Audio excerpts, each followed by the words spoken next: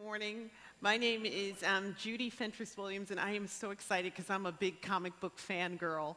And we have the distinct pleasure and honor this morning of having J Holland, who is the author of Black Panther. Who is the Black Panther? He has written about T'Challa, King of Wakanda. He's also written about Luke Cage and Black Lightning. And he's also written, wait, there's more.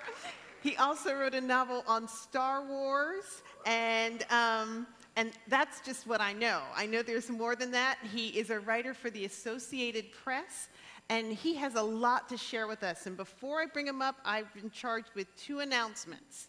The first one is about this book. There are limited copies of this book available for sale today after the conclusion of the program. So if you go out there and try to get one, they're going to tell you to come back and sit down until after the conclusion of the program, at which time you can purchase the hardback for $25, but they're also taking pre-orders for the paperback, which is $15 or $18, one of those two. $15, all right? So if they run out of the hard copy, you can, they'll take pre-orders for the paperback for $15. The other announcement that I want to make is that if you are on Twitter, every day during the month of February, our guest, J Holland, posts another fact about a Black superhero. So every day, so if you go to hashtag J Holland, during the month, we've still got a little bit of time here in the month of February, every day you can get another fact. And you can impress your friends with your knowledge about the superhero universe. So without further ado, I want to welcome our guest, J Holland.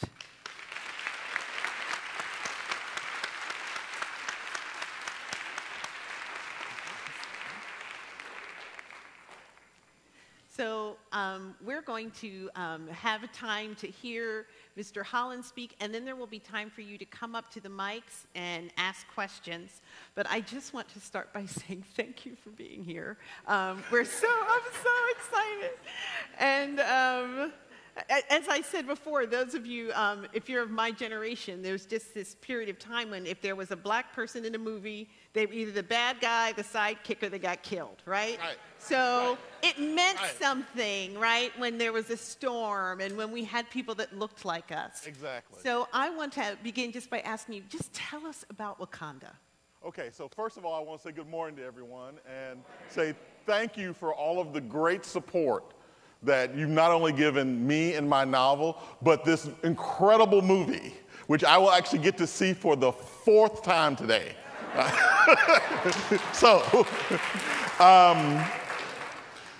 I was incredibly lucky that 2 years ago, Marvel actually came to me and told me about the Black Panther movie that would be coming out and asked me to take the classic origin of T'Challa, to take the classic origin of the Black Panther that was written in 1966 by Stan Lee and Jack Kirby, to take that origin and then go back and read the fabulous work that Reginald Hudlin, the director of House Party, he actually wrote the Black Panther comic book back in 2005. And Reginald Hudlin was the first person to take that classic 1966 origin and update it. Wow. So Marvel came to me in 2016 and said, take what Stan Lee and Jack Kirby did in 1966, take what Reginald Hudlin did in 2005, and update it for 2017. And we want you to do it in a novel.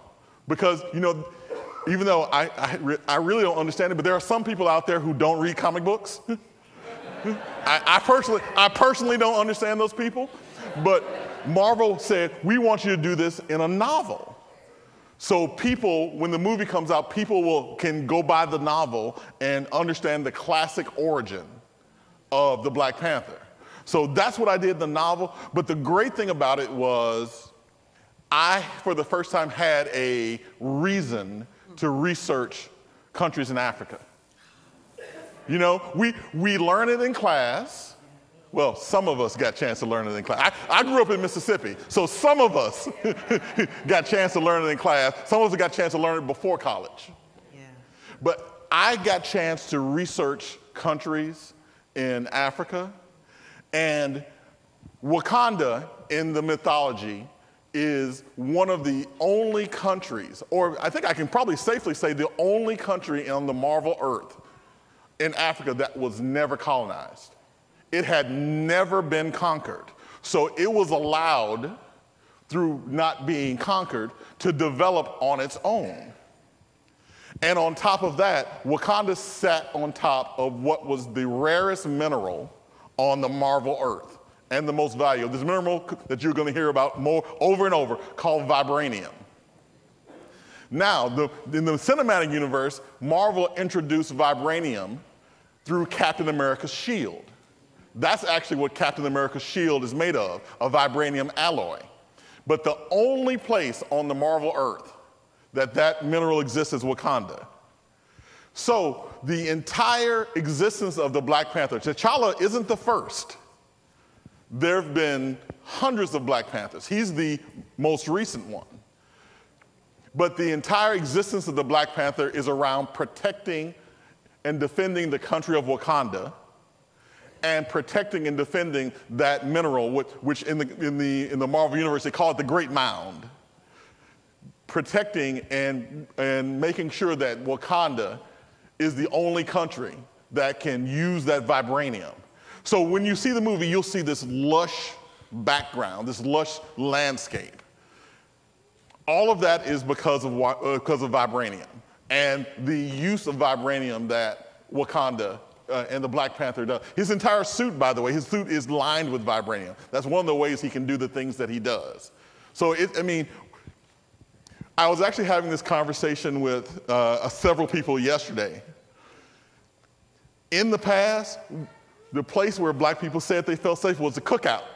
You knew you were Black if you got invited to the cookout. Now, you're Black if you get invited to Wakanda. Yeah. And so there's some talk online right now about who should be allowed in Wakanda and who might get stopped by Border Patrol.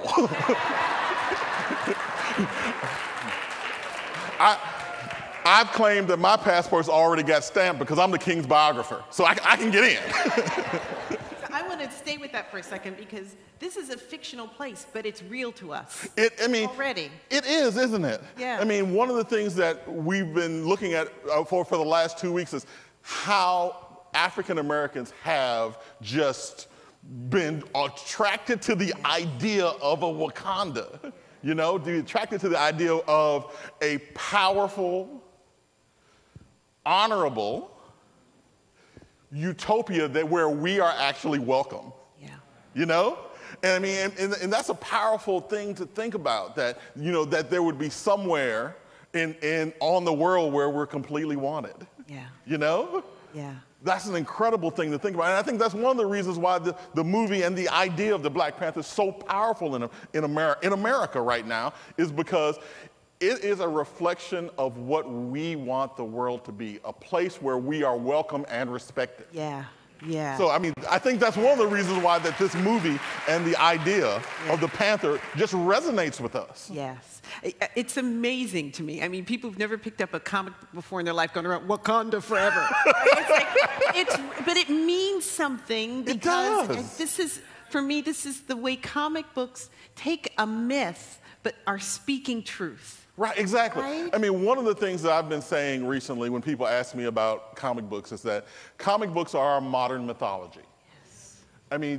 They're the way that we're passing down stories nowadays. In the past you had Superman, Batman, Spider-Man, Wonder Woman, but there's never been a hero on the level of Black Panther that just resonates with so many people. By the way, not only Black people, that was one of the worries, I think that's one of the reasons why it took so long to get to a movie and a phenomenon like Black Panther, was because Hollywood was a little worried about the idea, well, if we make this movie, only Black people will see it. And so, of course, it's not worth it. If we're the only people who like it, to them, it's not worth it.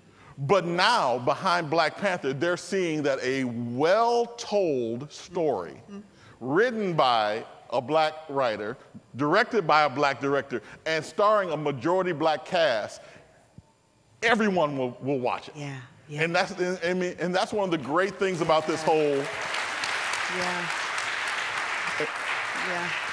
That's one of the great things about this whole phenomenon is that we're watching another glass ceiling get shattered. Yes.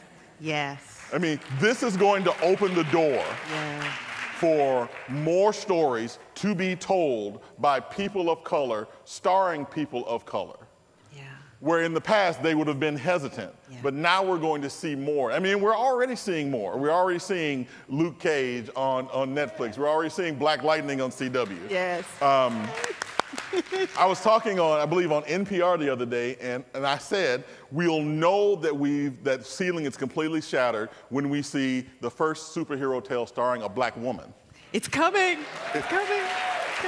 That's when we know that we're I'm not going to say we're there, but that's when we know that America's finally comfortable. Yeah, yeah. So, okay, so you mentioned it, so we got to talk about the women. All right. An amazing portrayal of women in so many ways in terms of their roles in the kingdom.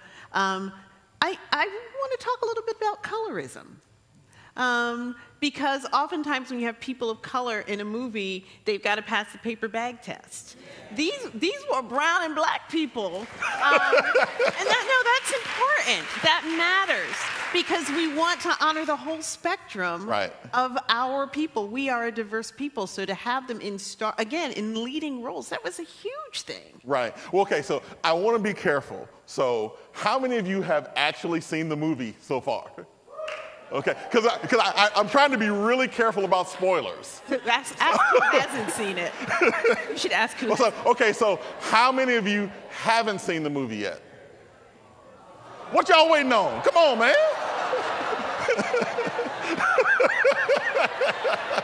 Okay. In recognition that there are maybe some people who haven't seen the movie yet, I mean, it's okay. Keep in mind, it's only been out 1 week. It's only been out. So, I mean, ignore the fact that I've seen it 3 times, but I just want to be really careful, and we're gonna try to do this spoiler-free for everyone. But y'all better hurry up. One of the fabulous things about this movie is that we're seeing people of color on the screen of all shades, including people of darker shades. Yes, yes, yes. Because that's huge. And I have friends that we've had that conversation, and they really didn't understand how important that was. Yeah. That you can go to a movie and you don't only see one black man in the script. Yeah. And that black man is theoretically supposed to represent all black people. That's right. Or you see one black woman on the screen, and she's supposed to represent all black people. Wakanda has everybody. We're all there. And the leading roles in Black Panther are all people of brown skin. Yeah. And that is so, I mean, it's hard, I feel bad about saying, but that's revolutionary for Hollywood. It really is. It's revolutionary. Standards of beauty. Exactly. I will say around the second or third time I went to see the movie, I started looking, I started wondering, was there anyone of a black person of lighter skin color in the movie? There is actually. She's Adora Mahali Warrior. Yeah. Oh, yeah.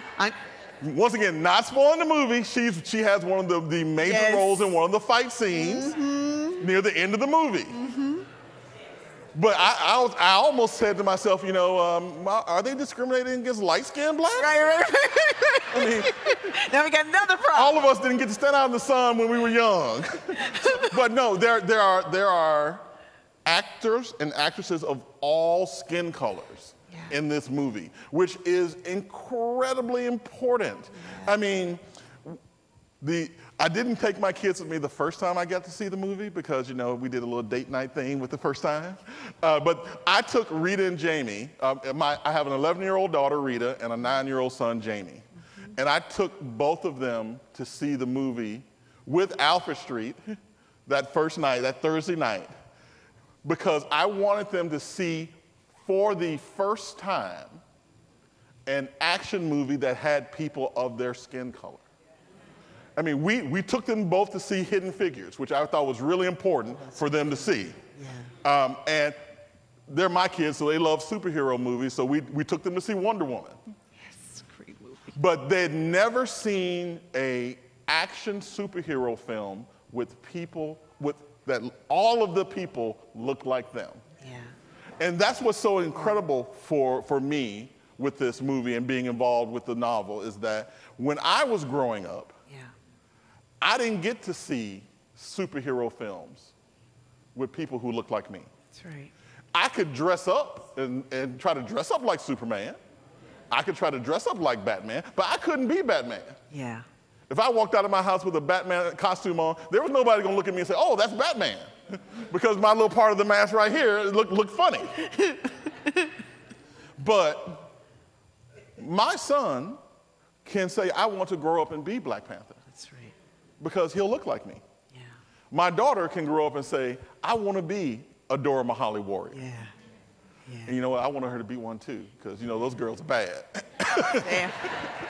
So, and it's so incredible for children to have this popular modern mythology that they can relate to. Yeah. That they can go to school and say, I can be Black Panther. I can be Luke Cage. I can be Black Lightning. I can be Vixen. You know, it's so important to be able to have a hero that looks like you. And that's what this movie is doing for people all around the world. Actually, when I leave here today, I'm actually going to another screening of Black Panther where a fraternity bought out a theater and is bringing all children to see the movie. That's great. And so I volunteered to come speak to them before this, because that's where the change is happening. Yeah. And that makes it all worth it. Yeah, yeah.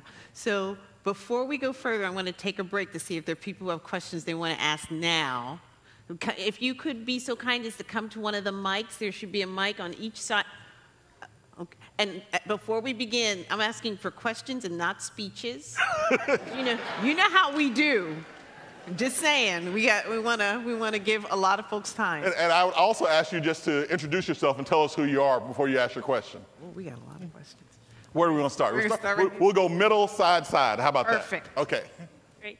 Thank you so much. My name is Angela Parham, and thank you so much for doing this. Thank you. I just want to ask a question about some of the truths that the book and the movie speak to. Right. And the movement that's happened, not just with us buying out theaters, but the conversation that started about Africans and African Americans and reconciliation. Right. We can do as Black Panthers in our community, can we start buying out buildings, et cetera? So what kind of advice could you give us to actually make some movement or action behind the movie?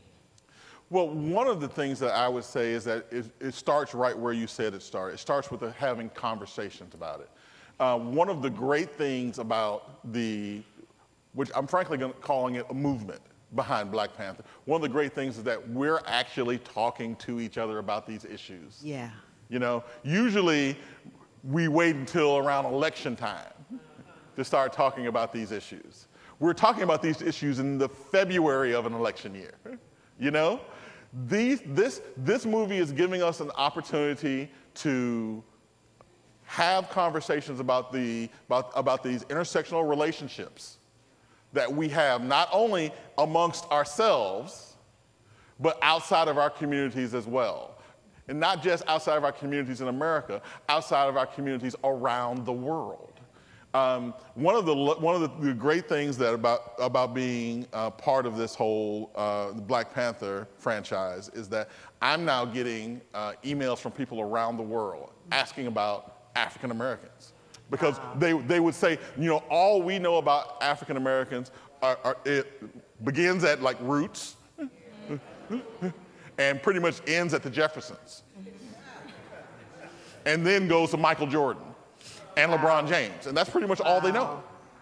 And so I'm having people, I had a guy email me from the Ukraine who said that he had been a superhero fan his whole life, but he had just heard of the Black Panther recently and wanted to know if I could send him some websites where he could read more about it.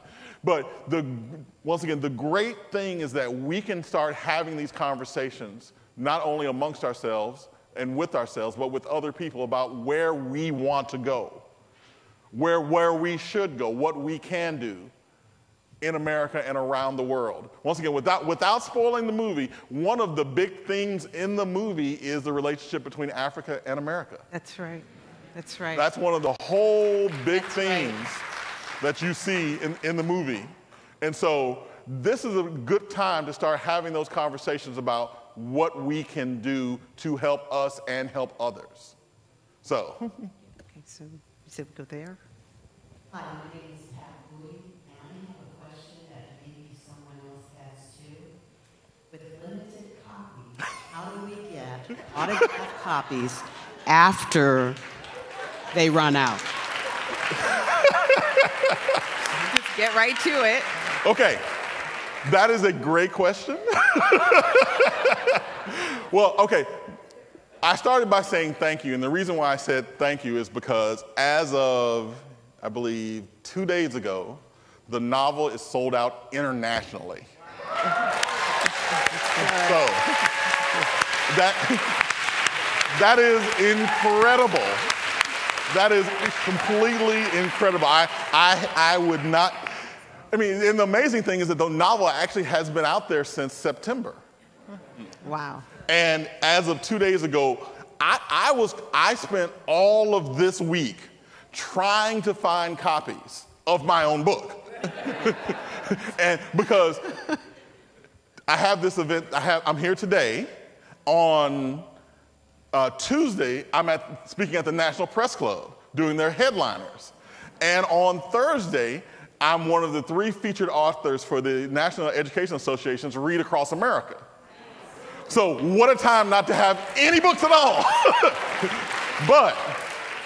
But what I'm doing, especially for Alfred Street, because I know there's interest, the next edition of the book will be coming out, I think the latest date, the date they told me was April 24th, but we're now trying to push it forward. We're trying to get it out earlier. So what I'm going to do is I'm going to be taking pre-orders for Alfred Street, the people here today, so you can get autographed copies. You can have your autographed copy reserved for when they come out. Now, I did bring some today. I can tell you I don't have enough. But I will sell them. I brought some from my own personal stash that I keep hidden down in my basement. So I have the ones today, and anyone who doesn't get a copy here today, I have a sign-up list where you can pre-order the copy here today, and it will come to you in the mail, signed by me. So, right. That's great.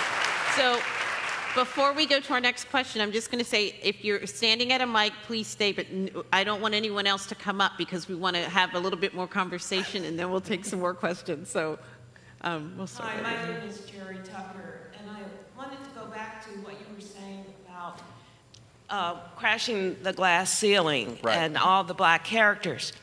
One of the things that usually happens in movies, though, is that there's always got to be the white hero. And I want you to talk about the Martin Freeman character and his role in the movie. Well, interestingly enough, okay, so once again, I'm trying to do this without spoilers. Martin Freeman plays a character in the movie called Everett Ross, a CIA agent, Everett Ross. And he does have a role in the conclusion of the movie. But honestly, Everett Ross plays the role in the movie that normally the black character gets. You know? That's usually the supporting sidekick comedic role that Dwayne Freeman gets in the movie.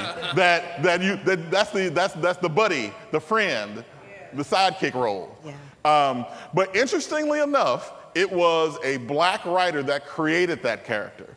A black writer named Christopher Priest, who was the first black comic book writer at both Marvel and DC.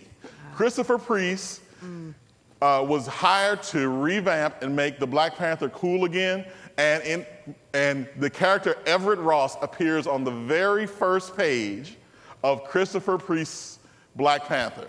Of course, he appears on that first page with his pants around his ankles and the devil outside the front door. So it's a little inglorious for him, but he's a main character through a lot of the comic book that made people pay attention to Black Panther again. So he's an important character to the mythology. I was a little concerned when I saw Martin Freeman in that role because I wasn't 100% sure that he would be able to pull off the smart aleck, smarmy role that Everett Ross has in the books, but I think he did really well. He did well. And remember, he was supported by the women. Of course. I mean, okay, we'll hold that conversation. Okay. We do have to talk about that. Okay. So. All right. So now I think we're going to go over here. Which way are we going? So back to center again? Okay, sorry. Yeah, all right, I'll know. Okay. So I guess along those same lines, my name is Cassandra Scales. Thank you so much for having this talk. I've seen the movie twice, and each time I've seen it, I've gotten some other nuances around right. it. There's a lot of action that's in there and a lot of graphics that I think is amazing, but some of the subtle context that they were doing, just even without giving like a spoiler, like the women as they're fighting, they pick themselves up, and that's what we do. Are there any subtle nuances that you want us to pay attention to for those who haven't seen the movie to try to pick up on? Because I think there is a lot there. I will tell you that the biggest arguments I've had that I've had to go back through the movie and go over and over with people about was the hashtag Killmonger was right. Ah. So when you watch the movie, pay attention to not only what Killmonger does, but what Killmonger says. Yes. Yeah. I am one of the people, once again, I'm one of the people who will tell you Killmonger was right, but he went about it the wrong way. Yes. So. Yeah. But once again, with no not spoiling it, yes. There is a very deep, very, very deep motivation behind what he does, and it's all summed up in his last line in the movie. And that's as far as I'm going to go. Which, his last line in the movie reminded me of Paradise Lost. Didn't it, though? Yes. I mean, I was like... You can see so many influences from a black man's life in this movie. Yes. That's why it's so important to have black directors and black writers, because you can see things in that movie that you went through. Yes. The basketball scenes at the beginning and the end. Oh, that was such a nice inclusive. Oh my. Who hasn't played basketball like that? I mean, with the milk crates. I mean, I've been there. Milk crate. So, I mean, that's what's so important about having writers of color, about having women write their stories. Yeah. I mean, I go back and forth on about when I can watch it in my house. But if you've watched Issa Rae's Insecure, I mean, the level of the storytelling is just a full leap from what we've seen before, because we can recognize the stories and the emotions that the characters are going through. That's why this is one of the reasons why I said I wasn't going to give my stump speech, but I'm going to give part of it right now. This is why it's so important for us to tell our own stories. Come on. Every time I speak about writing, fiction or nonfiction, I always remind people that if you want your story told right, you have to tell it. Tell it. You can't let someone else come in and give their outside perspective on what your life was like, or what your parents' lives were like, or what your grandparents' lives were like. It is incumbent upon us to be the stewards of our own stories. And so this is one of the reasons why my novel actually starts at two of the most important places in Washington, D.C. One, the Smithsonian African Art Museum, and two, the Smithsonian National Museum of African American History and Culture. Yeah. To me, that is the most important place in Washington, D.C., because it's the first time we've gotten to tell our story to the world, not have the world tell us what our story is. And so as African Americans, and this is why I really look forward to February's at Alfred Street, because I get to sit and watch the great stories on the screen. This is my story. I get to watch those stories, and I get to hear us tell our own stories. It's incredible. So we have to be in charge of our own stories. And that's one of the great things about Black Panther, is that while it wasn't created by two black men have come in and made the story our own. Yeah. And we see it reflected on the screen. That's right. That's right. All right. Now we're going all right. there. Go there. Okay. And then one more, and then we'll keep. All right. There we go. All right. Hi. My name is Jeffrey Lee. I've been reading Black Panther since the end of the Priest run, so it's about 15 years now. Right. But my question is about reconciliation, and again, without giving spoilers away, the ascension to the soul space.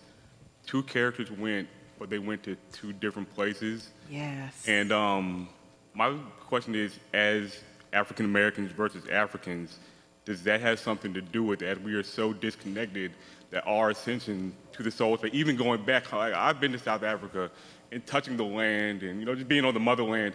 Your story, my story wasn't that of, wow, I'm home. I'm like, this is what I was taken away from.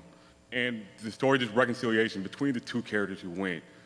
What do you think that means, and how do we integrate those two again, our story and the story of Africa becomes one? And to follow up on that, as a comic reader, what do you think was the importance of the exclusion of Bast? And Bast is so important to the mythology. Do you think that there was a reason why Bast was not included? Okay, I'm going to turn to the theologian. The first question you asked, okay, so now I have to tell my little confession. I saw it for the third time last night.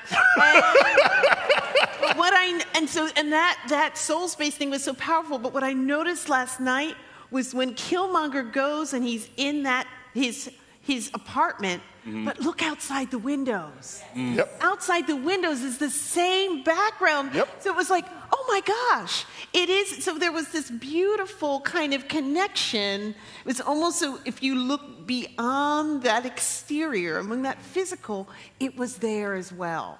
And so for me, that was really healing because of all of the pain Killmonger experiences being separated. So for me, it wasn't apparent, but it was there. Okay. And I will also tell you that I had a conversation with a friend yesterday who is Hindu. And she pointed out to me, which, not being Hindu, I didn't know this, that the Jabari tribe's god is actually a Hindu god. Hanuman is a Hindu god. Huh. He's only mentioned once, right before the fight between M'Baku and T'Challa. M'Baku says, "Glory to Hanuman." Remember that line?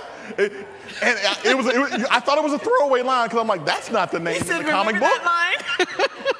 And so I had my friend who is Hindu called me from New York and said, "Did you realize they had Hinduism in Black Panther as well?" Now, for years and years and years, the entity that gave the Black Panther his powers was simply called the Panther God. But in the last, and I don't know whether to give credit to that, I don't know where the shift happened. The shift may have happened with Reginald Hudlin, or it may have happened with Ta-Nehisi Coates. But somewhere in the recent mythology, they instead of going Panther God, they went Bast, which is an Egyptian god. Ah.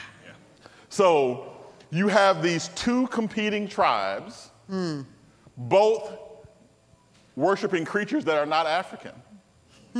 Well, Egypt is we'll cut Middle East African, but one is a Hindu creation, one is an Egyptian creation. So I would love to ask Ryan Coogler what his thoughts were behind that, because it's deep. It's deep, and I don't know the reasoning behind. In the original mythology, they were just called the ape god and the panther god in the original comic book, but they're now associating them with more popular names. So I'm pretty sure that during the creation, that Stan Lee wasn't thinking about Bast. Stan Lee probably didn't know who Bast was. But it's a great example of how these stories change and evolve for modern times. Yeah. Where you can take these basic stories and make them into something more. So I also was really interested in the ancestral planes, because my thought with Killmonger was that because his father was in America, that's where his ancestral plane stopped. And that was a way that we think of ourselves as African Americans. We can only go back so far before we're lost. Wow.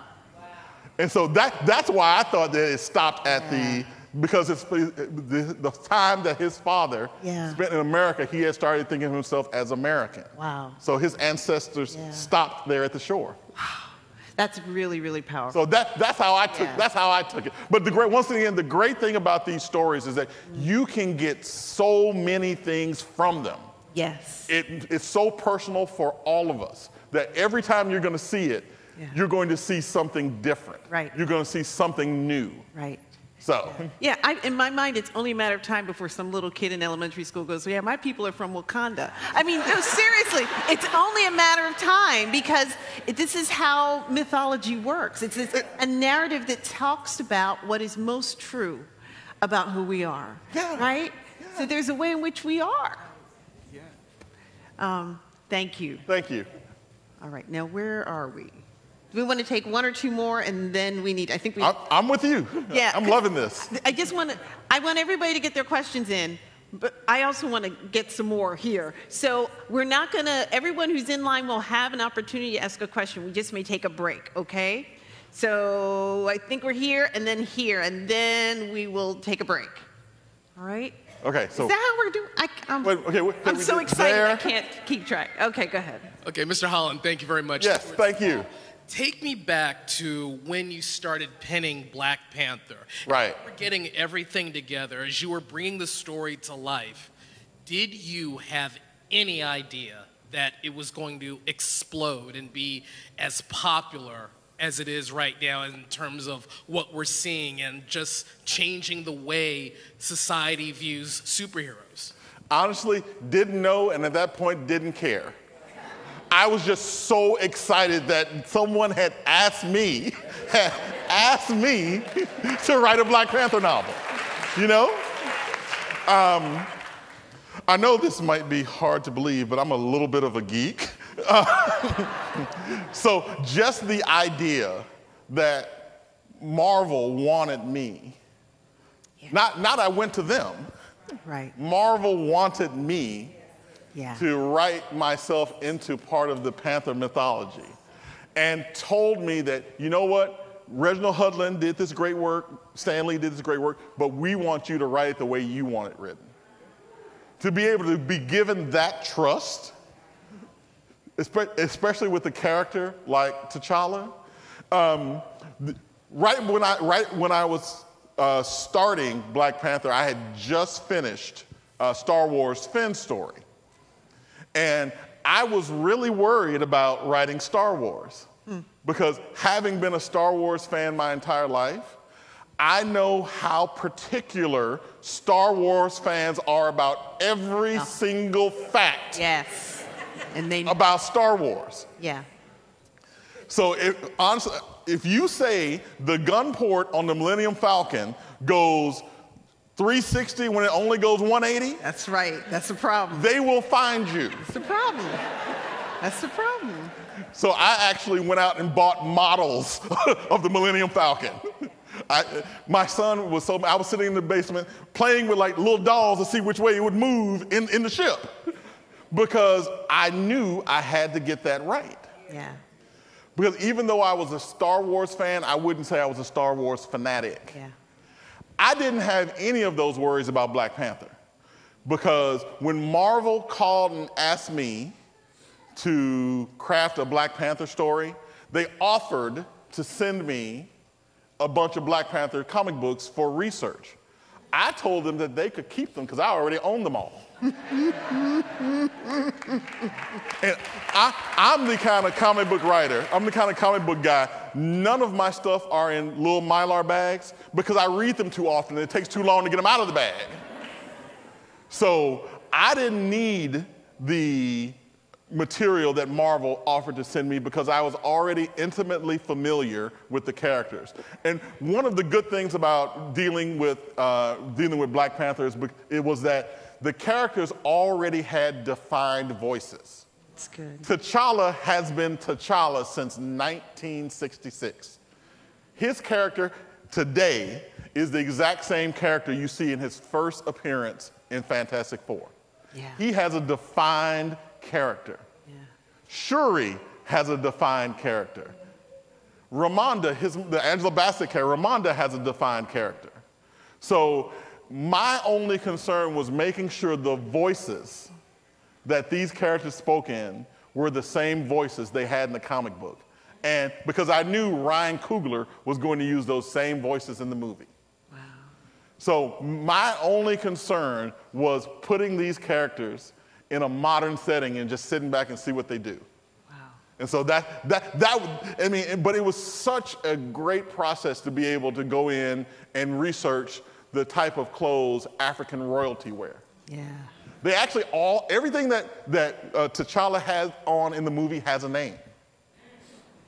And I had to know what those names were because I wanted it to read authentically, not only to Americans, but also to Africans. Mm-hmm. The tree that the Panthers sit on in the movie, that tree has a name. And I went back and researched all of the trees that would be available in West Africa that would possibly be in Wakanda. So the great thing about it is that I didn't have to make up anything. That's good. Because Wakanda has a defined border in the Marvel Universe. There are defined places. The cities have names. And that, by the way, that is Ta-Nehisi Coates. He was the first person who came in and gave names to places in Wakanda. Before it was Ape Mountain and the Golden City. That's good. All of those cities have names. That is what Ta-Nehisi Coates has done for Black Panther. That's his biggest contribution, that Wakanda is now has the feeling of a real place. And Ryan Coogler took some of that information and just ran with it. That's good. So. That's good. All right, we're going to take one more. Then what's going to happen is I'm going to ask the next time we invite people up for questions, these are the people who come up first. Fair enough? Yes. Yeah. All agree. All right. Amen. All right. Yes. All right. Hi, my name's Martin Pittman. So my question is, sorry, I'm really nervous. I really like superheroes. How do we keep this going? Because as you've mentioned, there are Black superheroes that have been around forever, and the stories are growing day in and day out. There's Miles Morales, Riri Williams, one after the others, all the different storms. But oftentimes, because of the ways in which I think African Americans or Black people consume media, we don't get into the comic books. Right. So comic book stories end up getting cut. Like after Ta-Nehisi Coates started Black Panther, they did Black Panther and the Crew, which was literally Luke Cage, Storm, and every Black super. Misty Knight, all the Black homies who would be superheroes, but it got cut because it didn't get enough buys as comic books. So how can we make sure that doesn't happen anymore and that we can get Black Panther, Riri, Shuri, everyone in a screen to basically have an all-Black Avengers movie at some point? Oh, wouldn't that be awesome? Wouldn't that be awesome? Okay, for those of you who are not lucky enough to read comic books, I'm going to interpret a few names that he just threw out there. Riri Williams is, in the Marvel comic books, the new Iron Man. She's taken over Tony Stark's. She built her own Iron Man suit on her own. And so she is now the star of the Iron Man comic book. She doesn't call herself Iron Man, she calls herself Iron Heart. So she's a 15-year-old Black girl.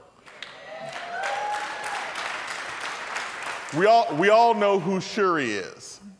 Yeah. And see, I don't know if this is a spoiler or not, so I'm wondering whether I should say it. But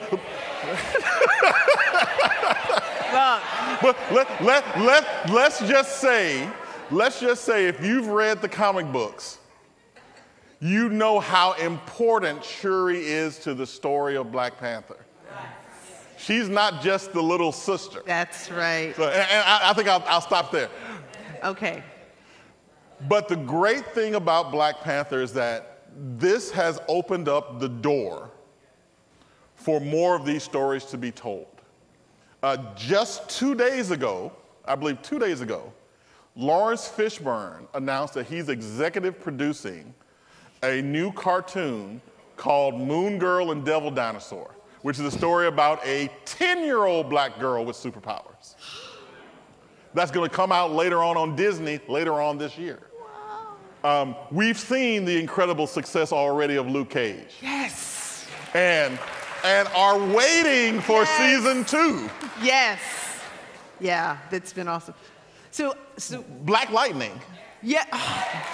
Black Lightning. Okay. Yeah. Okay, so I'm completely down with. If you want to stay standing, you can, but we're going to stop with questions for a little bit and promise that the people who are in line, in place, all right, y'all know who you are. Don't let anybody else. All right. All right. And let's talk Black Lightning for a hot second. Black Lightning is incredible. But if you, and this is going to segue into our next, but if you've realized, if you've seen the first few episodes, the story of Black Lightning is not just Jefferson Pierce's story. It's a story of Jefferson Pierce's daughters. Yes. Yeah. And once again, see, all this stuff, if you read the comic books, you already know what's going to happen, so I don't want to spoil it for anybody. Yeah. But the story of Black Lightning is not the story of just Jefferson Pierce. Yeah. It's the story of Jefferson Pierce's 2 daughters. Yeah.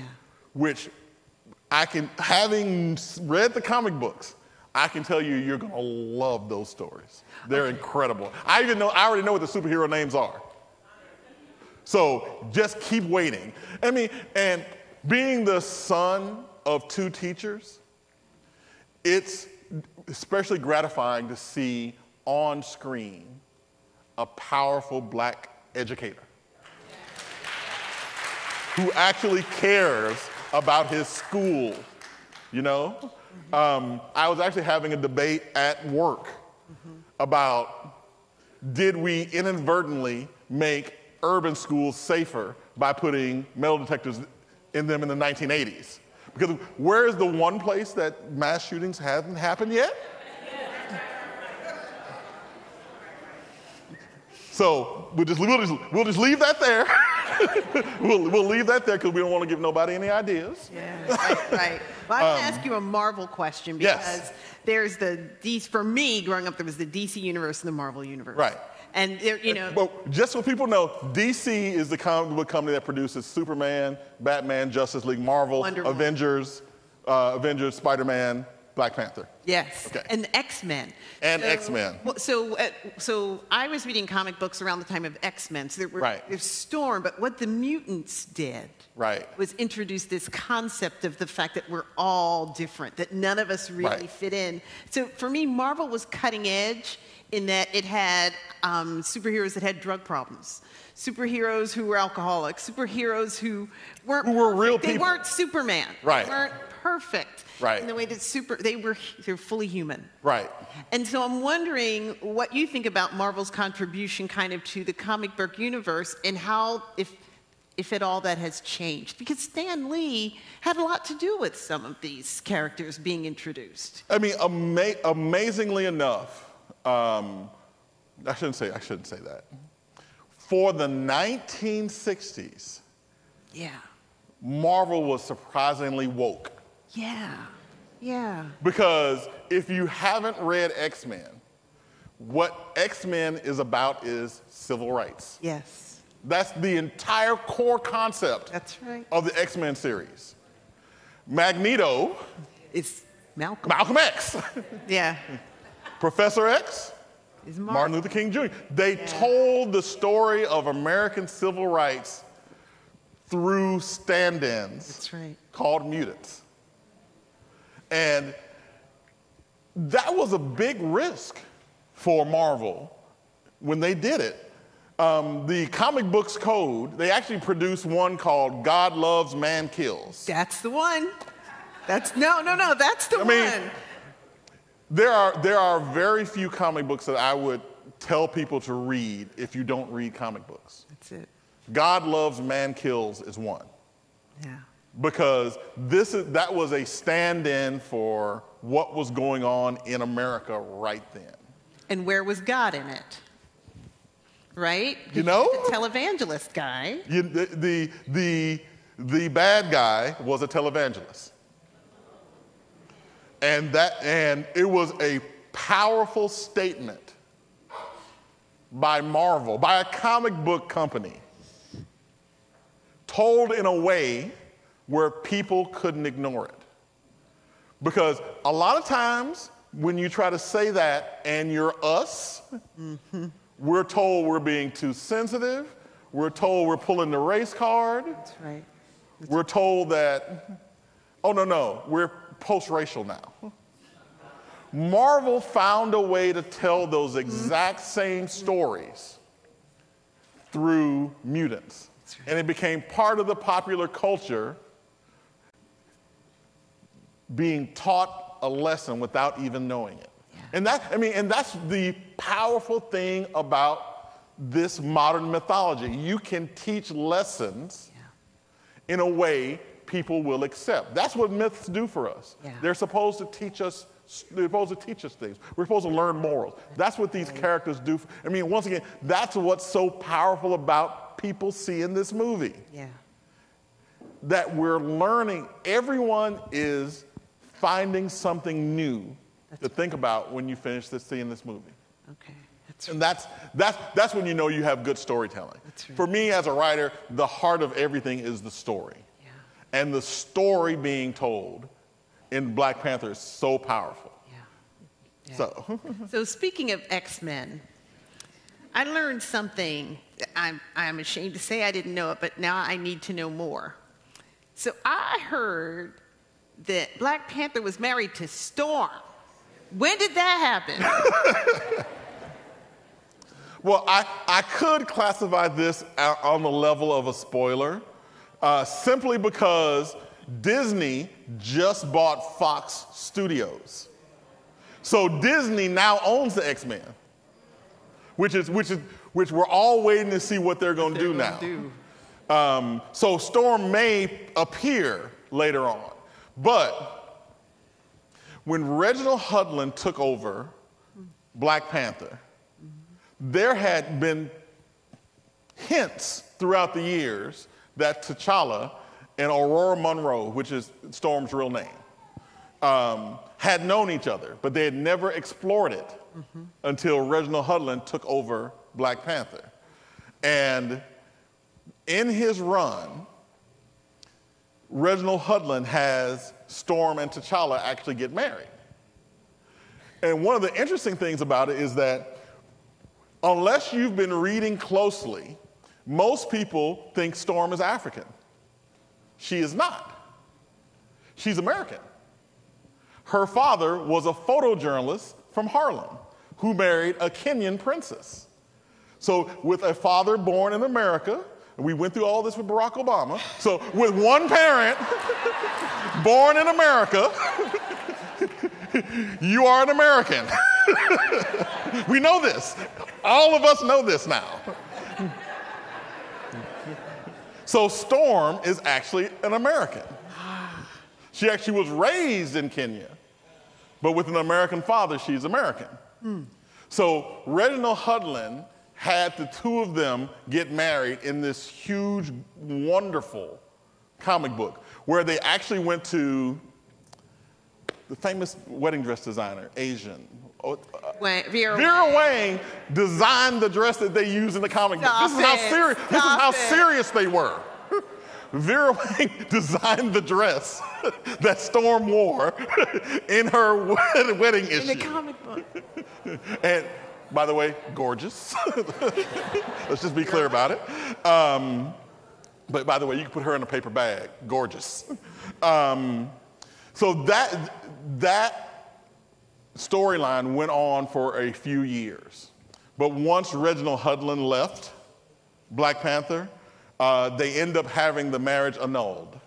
So in the current mythology, they are X. Okay. But the reasoning, I'm told the reasoning behind that is that they couldn't figure out a way to keep Storm in both the Black Panther books and the X-Men books. Because she's one of the leaders of the X-Men. That's right. So they couldn't figure out how to make that make sense. Yeah. So, and plus, I'm trying to see if I'm going to get myself in trouble by saying this. Plus, when most people write marriages, they don't write both people as being equal. Right.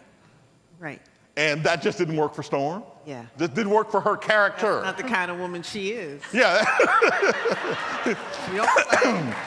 Yeah.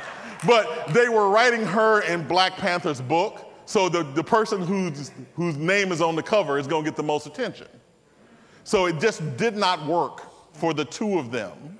I mean, it would work if it was a team book like Fantastic Four, because it's not called Mr. Fantastic, it's called Fantastic Four. So all four characters are equal. But in a book called Black Panther, you're going to expect to see who? You're going to expect to see Black Panther, not Black Panther and Storm. Right. So it didn't, the whole characterization didn't quite work out with the two of them being married. So now they both are co-equal characters in different books. And when they have them team up, like in Black Panther and Crew, you can see they're both at the same level. They're both presented as protagonists, not a protagonist and a supporting character. So these are things that writers have to, the things we think about, because you want to make the best stories read if they're real. Yeah. And with an established character like Storm, she's not going to play second fiddle to anybody. Yeah, that's right. So I think that was the biggest problem, was making sure the two characterizations read equally. Can I ask one more question about writing? Because someone asked a question about how we can get more people reading comics. Right. And, originally comic books were written for adolescent boys. Just look at the artwork, right? I mean, women I don't know what you mean. I'll tell you exactly what I mean. Just open a comic book, women just pouring out of their costumes. You just can't quite I've never noticed that. Yeah, So, they're written for adolescent boys, and they started kind of get, some readership with just geeks and nerds and people who kind of felt left out. X-Men. No, this is, Am I being insulted here? I was a big comic book kid. I'm teasing. So, but now it seems to me, with the kind of writing you have with Black Panther and with Ms. Marvel. So you have now writers kind of creating characters that are intended to appeal to a broader audience. So, you have two things going on here.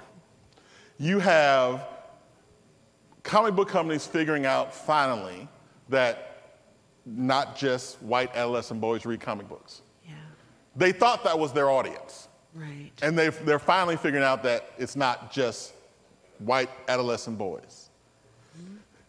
The second thing you have is the fact that more writers of color are writing these books.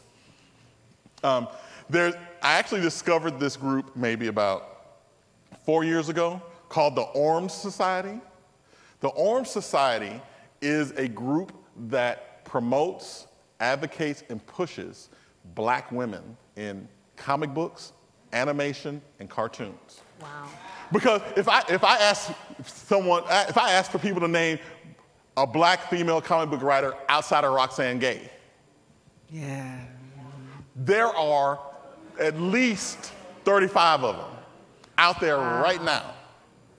They don't all work for Marvel and DC, but they're working in comic books right now. And as more of us get a chance to tell these stories and create these characters and draw these characters, they're starting to look more like real people, not the idea of someone else's idea of what we look like. Yeah. As more women write comic books, you see more realistic depiction of women. Yes. Yeah.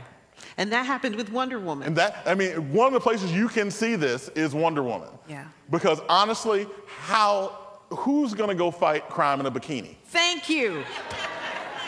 Right? As much as I would like these things. Right. Yeah. The practicality of fighting crime in high heels. Right. You know? Women always have naked legs. I'm like, what? Right? You're going out to fight. I mean, you put on your bathing suit, right? I mean, honestly, if it's me, I want bulletproof everything. Right. You know? Right. I want bulletproof shoes, my bulletproof baseball cap. Right. And as we've had, as the years have gone by, realism in comic books have become more important. There are some things that, if we thought about it in real life, would just be silly. The whole underwear on top of the tights thing. But if you've noticed, take Superman. What does Superman wear in the current, more realistic movies? You don't see those red trunks anymore. Because what was the point? Why would you have that? You know, Batman's costume became armor. Armor, yes. Because there are some things that just don't. That yellow circle that he had on his costume, who would want a glowing circle that says aim here? and to be honest with you, I've actually said this to some friends at DC. That is the only thing that bothers me about Black Lightning. Why does he glow? Why do those lightning bolts glow? He's working at night. I mean, it's a big sign that says shoot here. But if you notice, when they do the flashbacks in the episode to when he was operating younger, he didn't glow. So that's something they've added on that I can't wait for. I mean, it just stands out to me like crazy. I mean, I understand his powers make him crackle, but you're going to wear a flashlight on your chest? That's the only thing about Black Lightning that bothers me. Everything else in that is great, and I've said so to DC. But I mean, Cress-Williams. I mean, yes, wow. Yeah. But just those crackling lightning bolts, man, I just can't get past that. Okay, so this is a little unrelated. Do you know anything about static shock? Yes. Okay, so can we talk about Static Shock? Okay. This is one of the coolest cartoons ever. So once again, we're gonna do a little history here. Okay. So one of my personal heroes is Dwayne Mcduffie. A lot of people don't know who Dwayne Mcduffie is. But he is one of the people that I am grateful to having met. Out of all the people I've met in my life, in my career, Dwayne Mcduffie is one of the people that I am so glad to have met. And you were mentioning my Black History facts on comic books. That's why I made Dwayne Mcduffie #1. That was the first thing I talked about. Dwayne Mcduffie was the editor-in-chief of Milestone Comics. Milestone Comics was the first mainstream Black comic book company. Milestone Comics, when they first came out, Milestone Comics had the first mainstream group of color on the comic book front. They had 4 comic books that they put out first. The Blood Syndicate, which was a superpowered gang. Icon, an alien from another planet that crash landed on America, on American soil, pre-Civil War, and his equipment turned him into a black baby. So he was raised as a slave. Wow.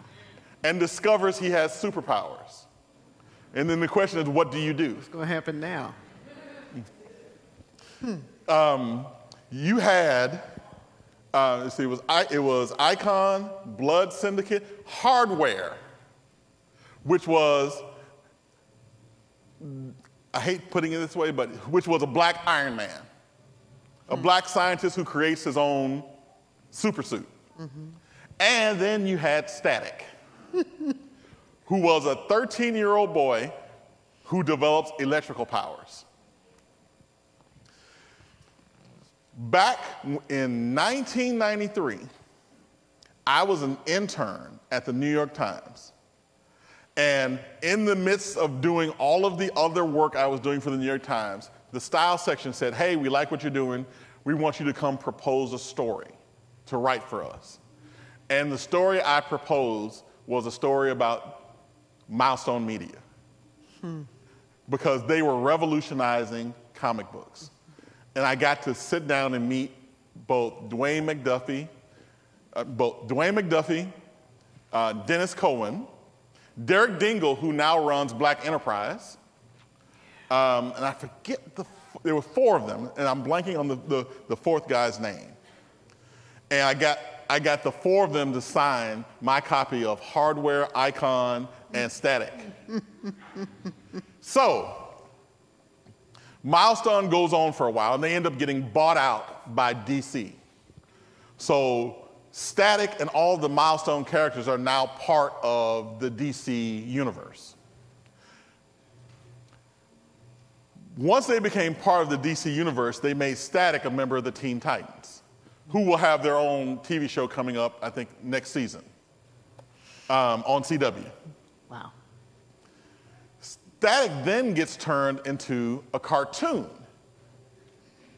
which ran for, I think, 4 seasons. It was renamed Static Shock. Static Shock, yeah. And if you didn't see Static Shock, it was one of the greatest cartoons out there. I mean, really? Because it had, I mean, just the co-starring cast. Rubber Band Man. Soul Power. I mean, it was fabulous. Now, about 6 months ago, Reginald Hudlin bought Milestone Media. And he's bringing them all back. Wow. So get ready, there's gonna be more. There's gonna be more. Because by the time Milestone was bought out by DC, they had, I think, maybe 6 books going. They had Icon, Blood Syndicate, Heroes, Zombie. I'm missing a couple here. Static, and who am I? The Team book. Not the Star Chamber. They were the. Okay, I'll think of it later. But all of their books starred a person of color. Every single book. It's not like, but they didn't live in a world where there were only black people. The books just were telling their stories, which was, once again, was revolutionary for that time. Dwayne McDuffie goes on from Milestone Media to write the Justice League cartoon. He was one of the main forces behind the Justice League cartoon that came on television. And I think the last movie he wrote was the Justice League animated movie, Justice League War. Yeah. Unfortunately, Dwayne McDuffie died about 5 years ago. Died really young as well. I think I don't even think he was 40 yet. Wow. He died really young. And it's sad to think about the things that he would have done. Yeah. If he had lived longer. But he touched so many comic book properties and made them into real people. He was the guy, by the way, another geek fact, after Storm and T'Challa get married, they actually take over the Fantastic Four. So the Fantastic Four for a while were the Black Panther, Storm, the Thing, and the Human Torch. Wow. That was Dwayne McDuffie. Wow.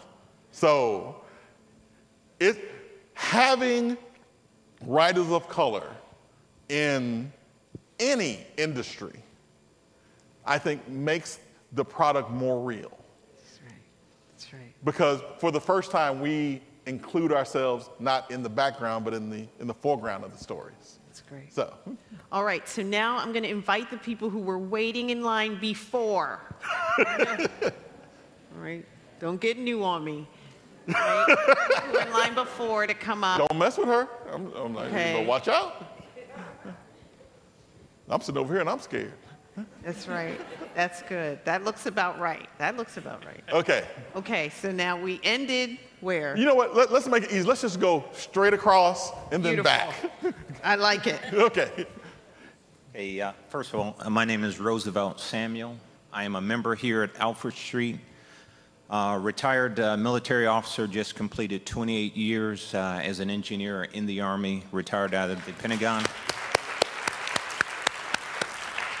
And I don't have a question, I have a statement for where I'm taking my life in my second career. A number of folks have asked, where do we go from here? How can we leverage the groundswell that this movie has done in our community? It's a conversation that I've had with several African-American men and good friends of mine. So what I want us to realize is we have the ability to take this wherever we want to take it. Our community has a net worth of in the billions. I don't know how many billions, but in the billions.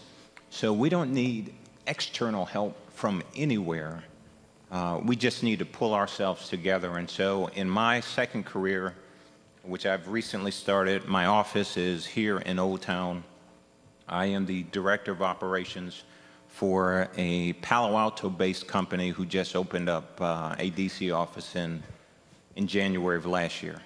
So I'm a member here. I have business cards with me.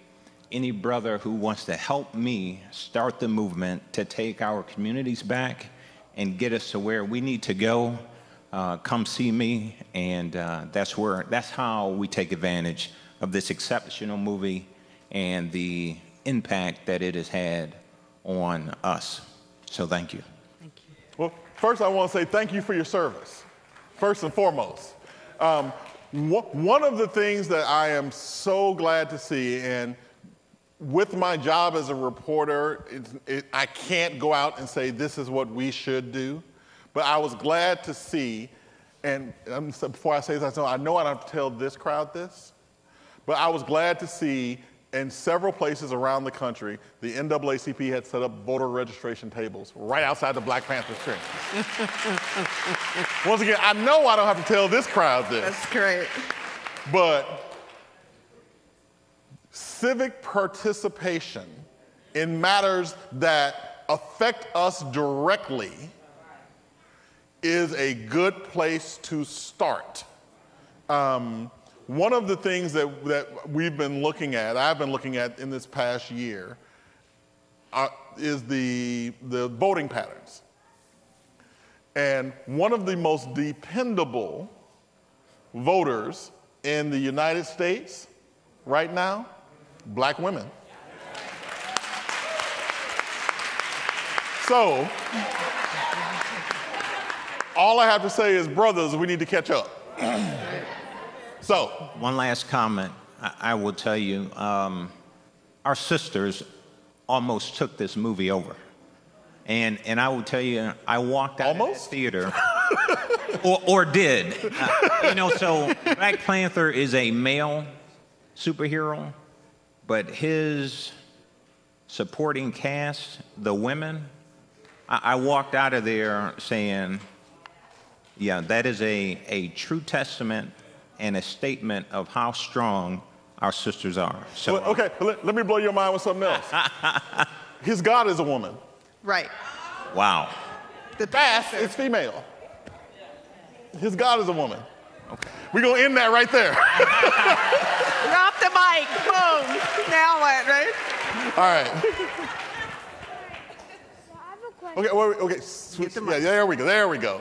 I have a question. Every superhero has a motive. Captain America's is freedom. What's Black Panther's motive? Ooh. Whoa. What is his what? What was Black Panther's motive? Every superhero has a motive.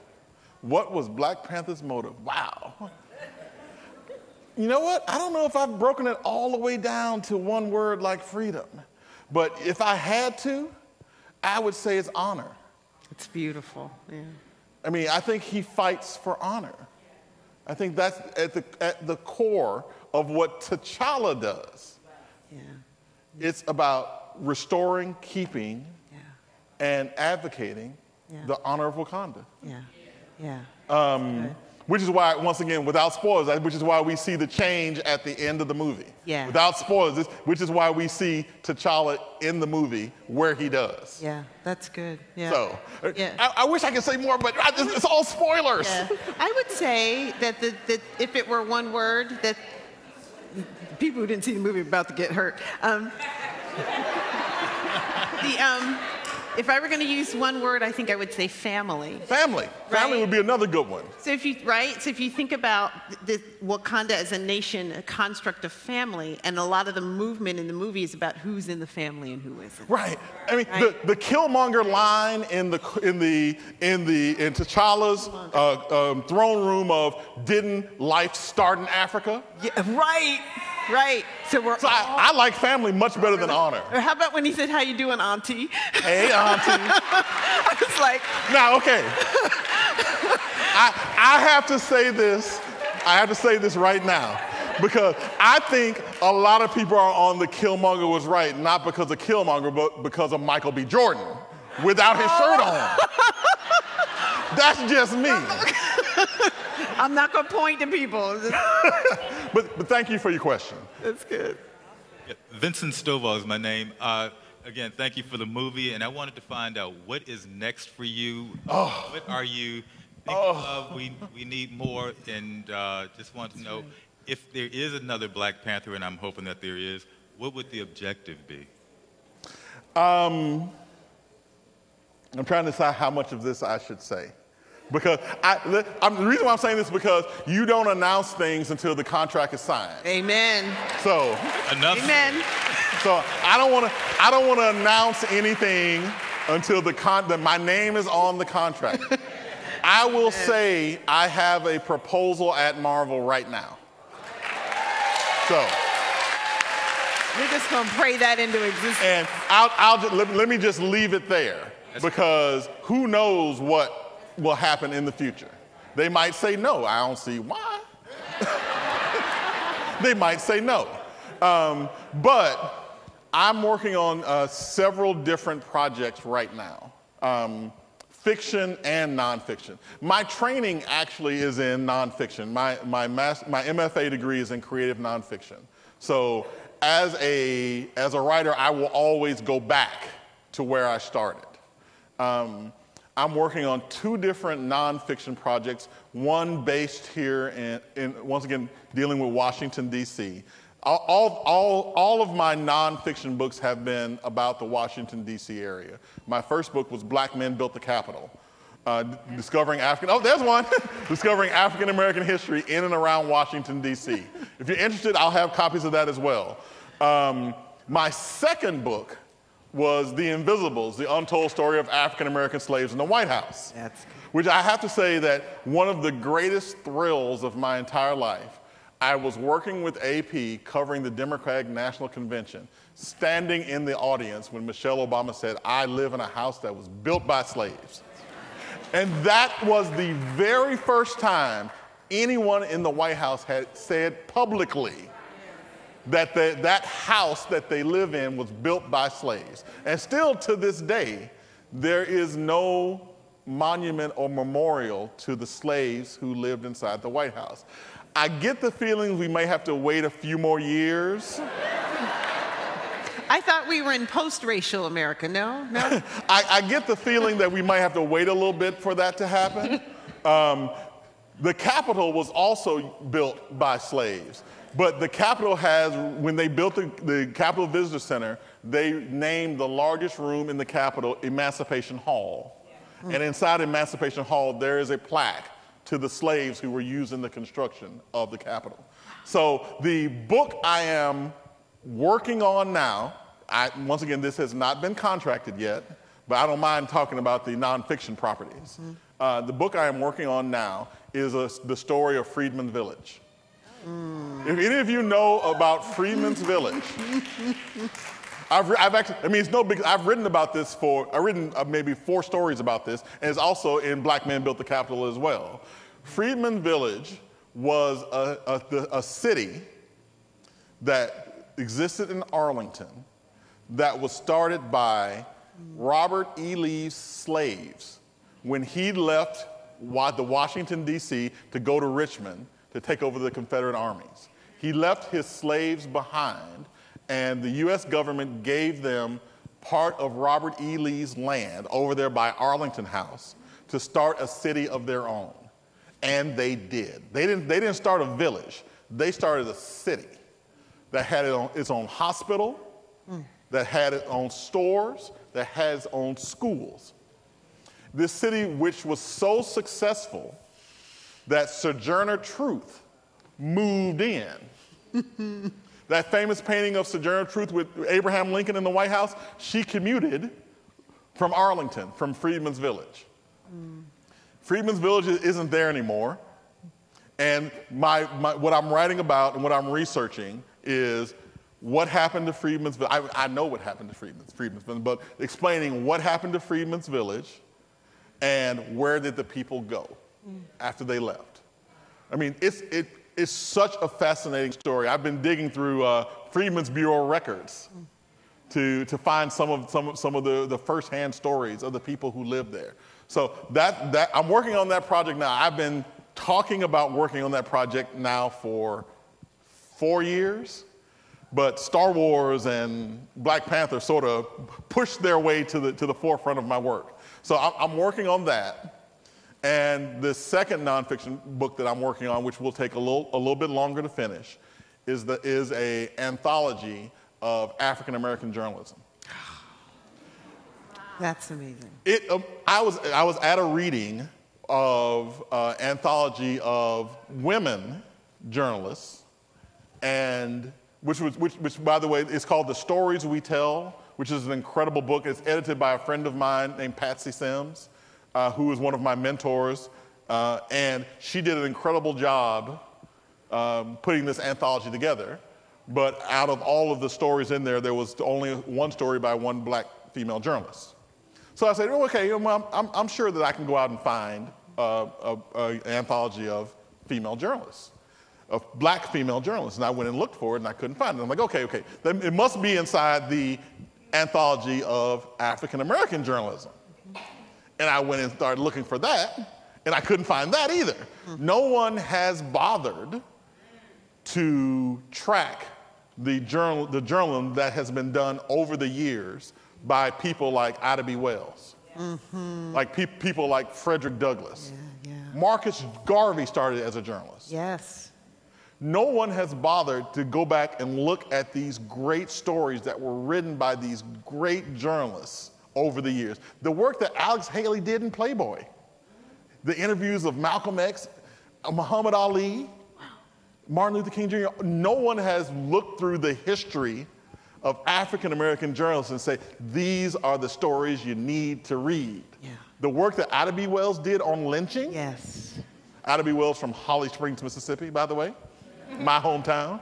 So I'm also working on putting together, I'm working on finding funding for that project. Okay. Because, especially with anthologies, well, I mean, nothing in this world is free. Right. And to do this type of work, you have to have funding. So I've applied for a couple of grants, and I'm looking for funding to put this together because I couldn't believe in 2018 that this book didn't already exist. So my mantra is that if it's something you want to read, you should write it. This is those two books are books I want to read, so I'm writing them. It's good. But nothing has been inked anywhere. So if say, DC calls and says, do you want to write Batman? Some of the stuff might get pushed back even further. But those are some of the things that I'm working on now. I'm also doing more teaching these days. Good. I am the son of 2 public school teachers. My dad started out teaching woodworking and industrial arts in Memphis, Tennessee. And when they phased out industrial arts, my dad started teaching high school science. My mom started out teaching English Mount Pleasant, Mississippi. My mom was actually my 7th and 8th grade English teacher. Wow. Yeah. You can imagine how cool that made me at school. And you know, you love your parents, but the third or fourth time you have to tell your mom, you just can't tell people I'm reading books under the covers with a flashlight, Mom. You can't talk about that at school. I had quite a few dates in high school, as you might expect behind that. But for years, with my parents being teachers, I had always said I would never teach. Never, ever, ever. Having seen what my parents went through, my dad teaching in an urban public school, and my mom teaching at a rural public school, having seen what they went through, having to buy their own supplies, spending hours and hours after school, having, frankly, in both situations, dealing with some parents who didn't understand the value of education and having to instill that value in someone else's children. You know, I always said that I would never, ever, ever put myself through that. Classic example of never saying never. I started mentoring as a journalist, and I got offered a position at the University of Arkansas. Woo pig! No, you forgot a part. It's woo pig suey. You got to get that right. So I got offered a position, a temporary position at the University of Arkansas. So I commuted from DC to Arkansas, to Fayetteville, Arkansas, for a semester. Wow. Let me tell you now, there are no direct flights from Washington, D.C. to Fayetteville, Arkansas. So I am intimately familiar with Chicago O'Hare. Wow. But I enjoyed it so much that I took a position at Goucher College in Towson, Maryland, where I'm now teaching. I'm teaching in the same program I graduated from now. So I'm teaching creative nonfiction. And I'm actually looking at several other positions. I've applied for several other positions in the Washington, D.C. area, and I'm waiting to hear now. That's good. As much as you don't want to be your parents, you find out that your parents actually were right the whole time, which I'm hoping my kids will figure out one day. So long-winded answer. We're back over here now. Yes, sir. My name is Carl Brower, and I really appreciate your conversation. Given the way you pointed out, the X-Men were, an allegory for race relations and what have you. First, could you speak to one of the themes in the X-Men of mutants who don't want to be mutants, as a reflection of black folks who don't want to be black folks? And the second part, really looking at the Black Panther movie that was just out. I'm not that familiar with the whole Black Panther corpus of writing. This was my first exposure itself. But it seems to me that the movie was an indictment.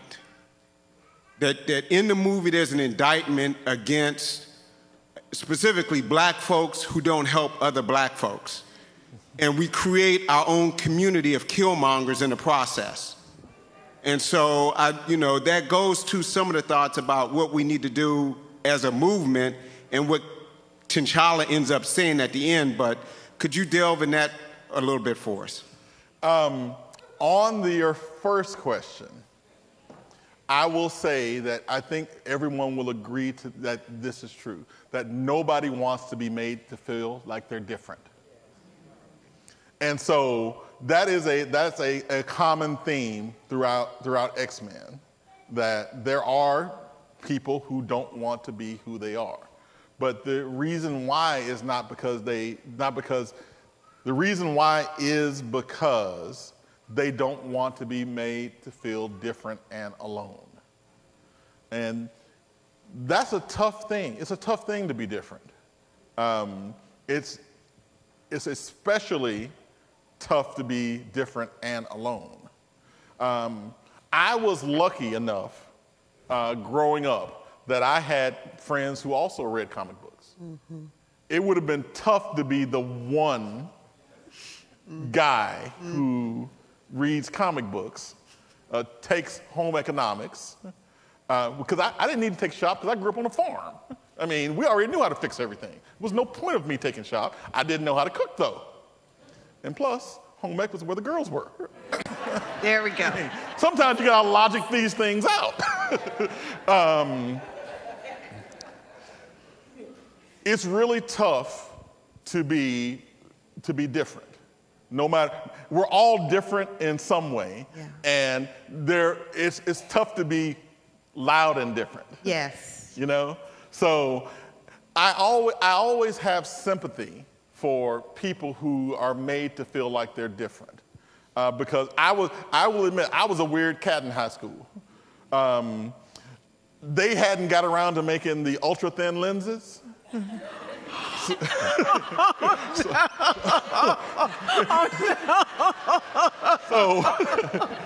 I had the big round glasses, and I mean, and we can all agree that smart black kids are sometimes ostracized. And not only was my mom a teacher at my school, I ended up being like valedictorian. Yeah. So it did make me the coolest guy in school. That's right. To be rail thin, blind, wearing big Coke bottle glasses, smart, and your mom was at school up there. Oh, and by the way, you lived on a farm where every day when I didn't get to ride the school bus ever because my mom worked at the school, but since we lived on a farm on a dirt road that no matter how many times you washed the car, if it was dry, there was this cake of dust that was on the back of the car. And so I would come out, we get ready to go home, someone had ridden wash me on your truck. And I'm like, I just washed this thing last night. So it's hard to be different. Yeah. But one of the things that I can say from my life story is that you have to be proud of who you are, no matter who that is. How did Marvel and Star Wars find me? Because I have been loud and proud about my comic book fandom. You read any of my social media feeds, you will see I talk about this all the time. No matter how uncool it may seem to be. But I have to say, we comic book nerds, y'all just catching up to where we've been for years. So, right. Y'all the newcomers. That's right. That's right. We the OGs. That's right. So it's hard to be different, but if you're loud and proud about who you are, you will find your people. You will find your tribe. I found my tribe in college, and my friends that I've developed in college, both white and black, both male and female, I'm still close with them to this day. And it's just amazing to see what some of the things that we geeks have achieved since college. Oh, yeah. And I have to admit, as we filled out and grew up, we started looking a little better. So we're getting there. That's right. We're not there yet, but we're getting there. That's right. That's right. Geeks run the world, people. I'm sorry. I kept talking. What was the second part of the question? Where was the second part of the question? Killmonger? Killmonger. Oh, okay, yeah, I got you. I was hosting a dinner last night in Baltimore, and someone afterward came and asked me that same question. And I'm going to say publicly what I said to him privately last night, and this will not be a spoiler. I think the relationship between Killmonger and T'Challa is a flipped version of the relationship between African Americans and Africans. Yes. Yes. Yeah. And if you've seen the movie, you know what I'm talking about. If you haven't seen the movie, you'll see what I'm talking about. The movie is deep on so many levels, but the relationship between Africa and African Americans, the conversation on the spirit planes about being lost, that is a main theme that runs throughout the film. And once you see it for the third or fourth time, it's like beating you on the head. You Right. catch it, you can catch it the first time, but you see so many other things, it's hard to see how deeply that's woven throughout the movie. Yeah, that's right. But once you see the second or third time, Yeah. it's like a sledgehammer for you. There's a line, that's the truth I chose to omit. Right. Right? All right, we have people who, you have been waiting so patiently. No worries. Good morning, everyone. My name is Paula Knox. My husband and I, Antonio Knox, we're members of Alfred Street Baptist Church Discipleship Group 12. Shout out. This is our youngest son, Xavier. He's had the nickname of X-Man ever since he was in utero because I loved X-Men comics and Wolverine. There you go. And proud alum of University of Arkansas at Pine Bluff, second generation, and then U of A, Woo Pig Suey. Woo Pig Suey. Grad school. My son and I, we actually have two questions for you, Mr. Holland. First, just in the movie, Killmonger's armor that he's wearing, it has some other depictions of it. So we were debating, is it the armor a depiction of a cheetah or a jaguar? Or are we overthinking it? I think you might be overthinking that one. Okay. But you know what? It might be something that I haven't noticed. Okay. So I did not notice that. Just check it out. Once again, I'll see it again today. Yeah. We're going to go the third time. So now I got something else to look for. Yeah. And then the second question is, will you please attend Awesome Con during Easter weekend? Please. Just think about it. I have to say I have to think about it, but my eldest niece is graduating medical school. Oh, understood. That's family first. So, you know, it's hard to skip that. Understood. So, but one of the things that has been so great is seeing the explosion of interest finally in this literature form. That's right. It's comic books are a form of literature. Yeah. Comic books was how I learned how to read. And for years it's been disrespected as a lower form of literature. Right. I frankly just proposed a class to teach on graphic novels. Wow.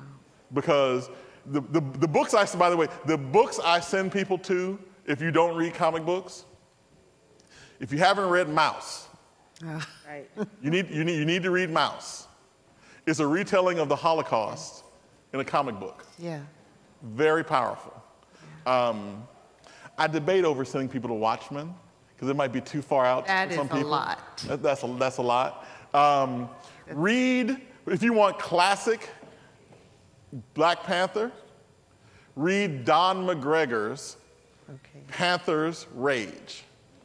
Because Don McGregor was a Black Panther comic book writer back in the late 70s.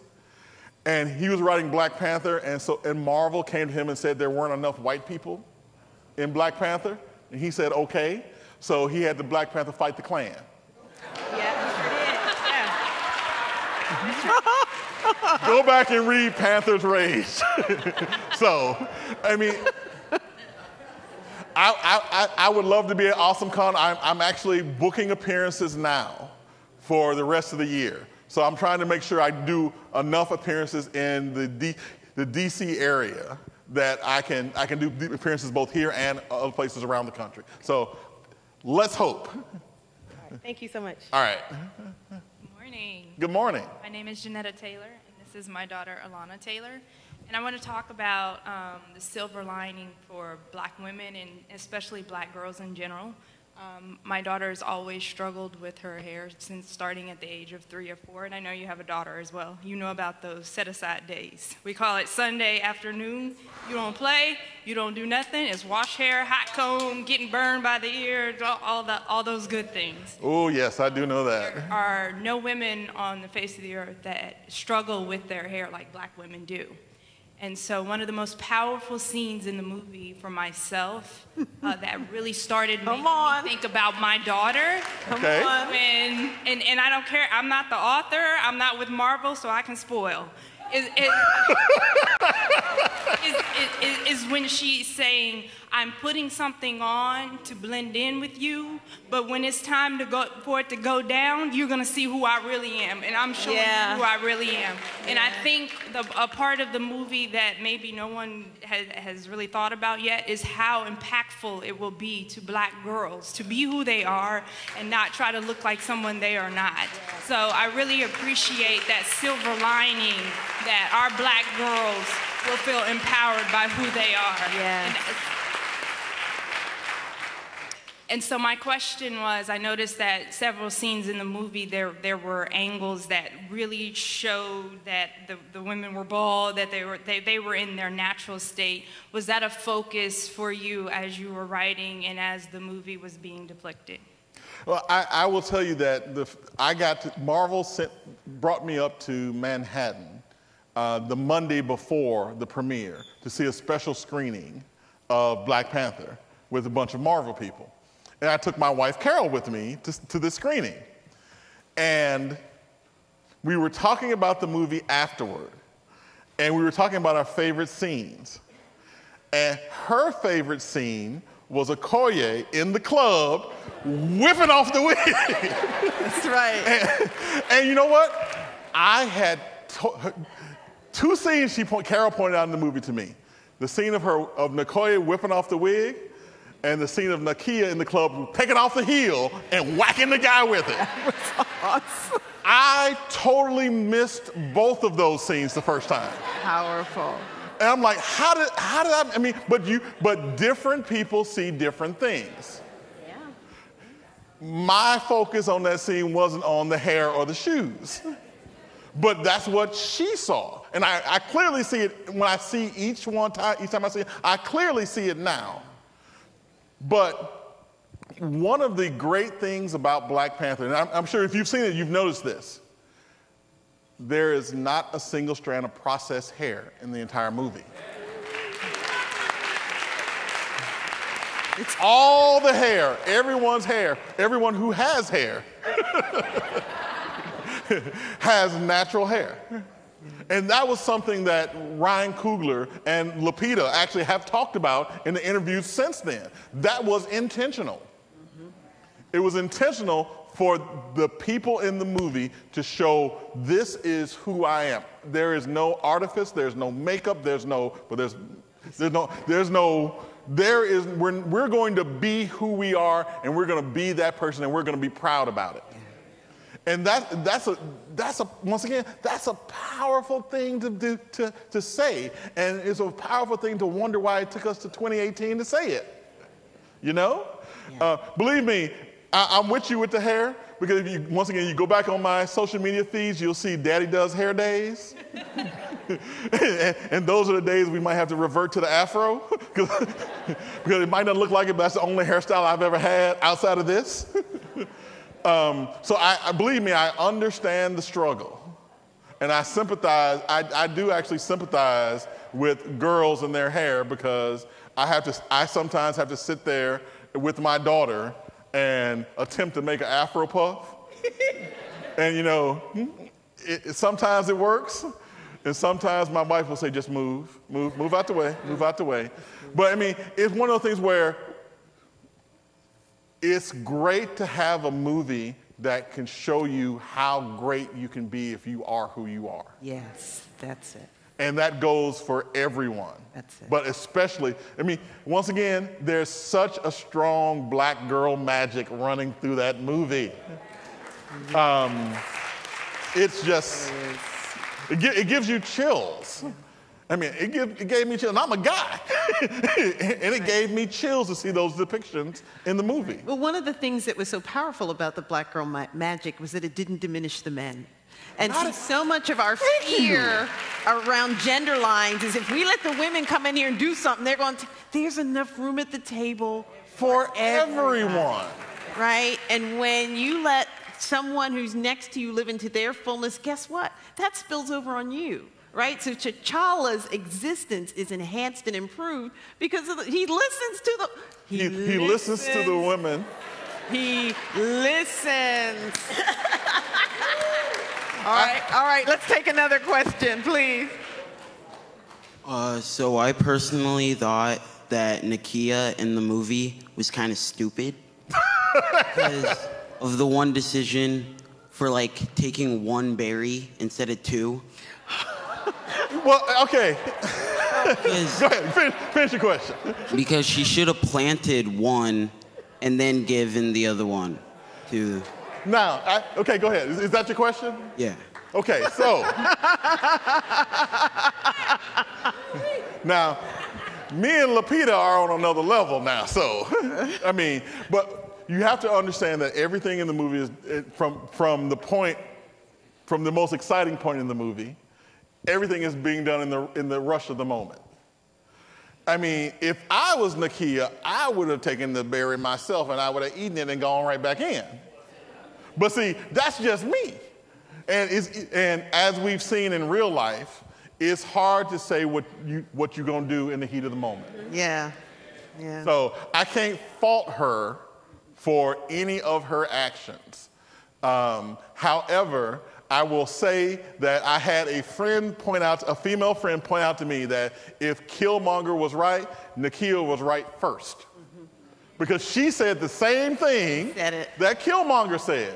And she said it to T'Challa first. So she was like, once again, the women were leading the way. Right, they were. Okay. Thank you. It's great to have you here. This has been just so exciting.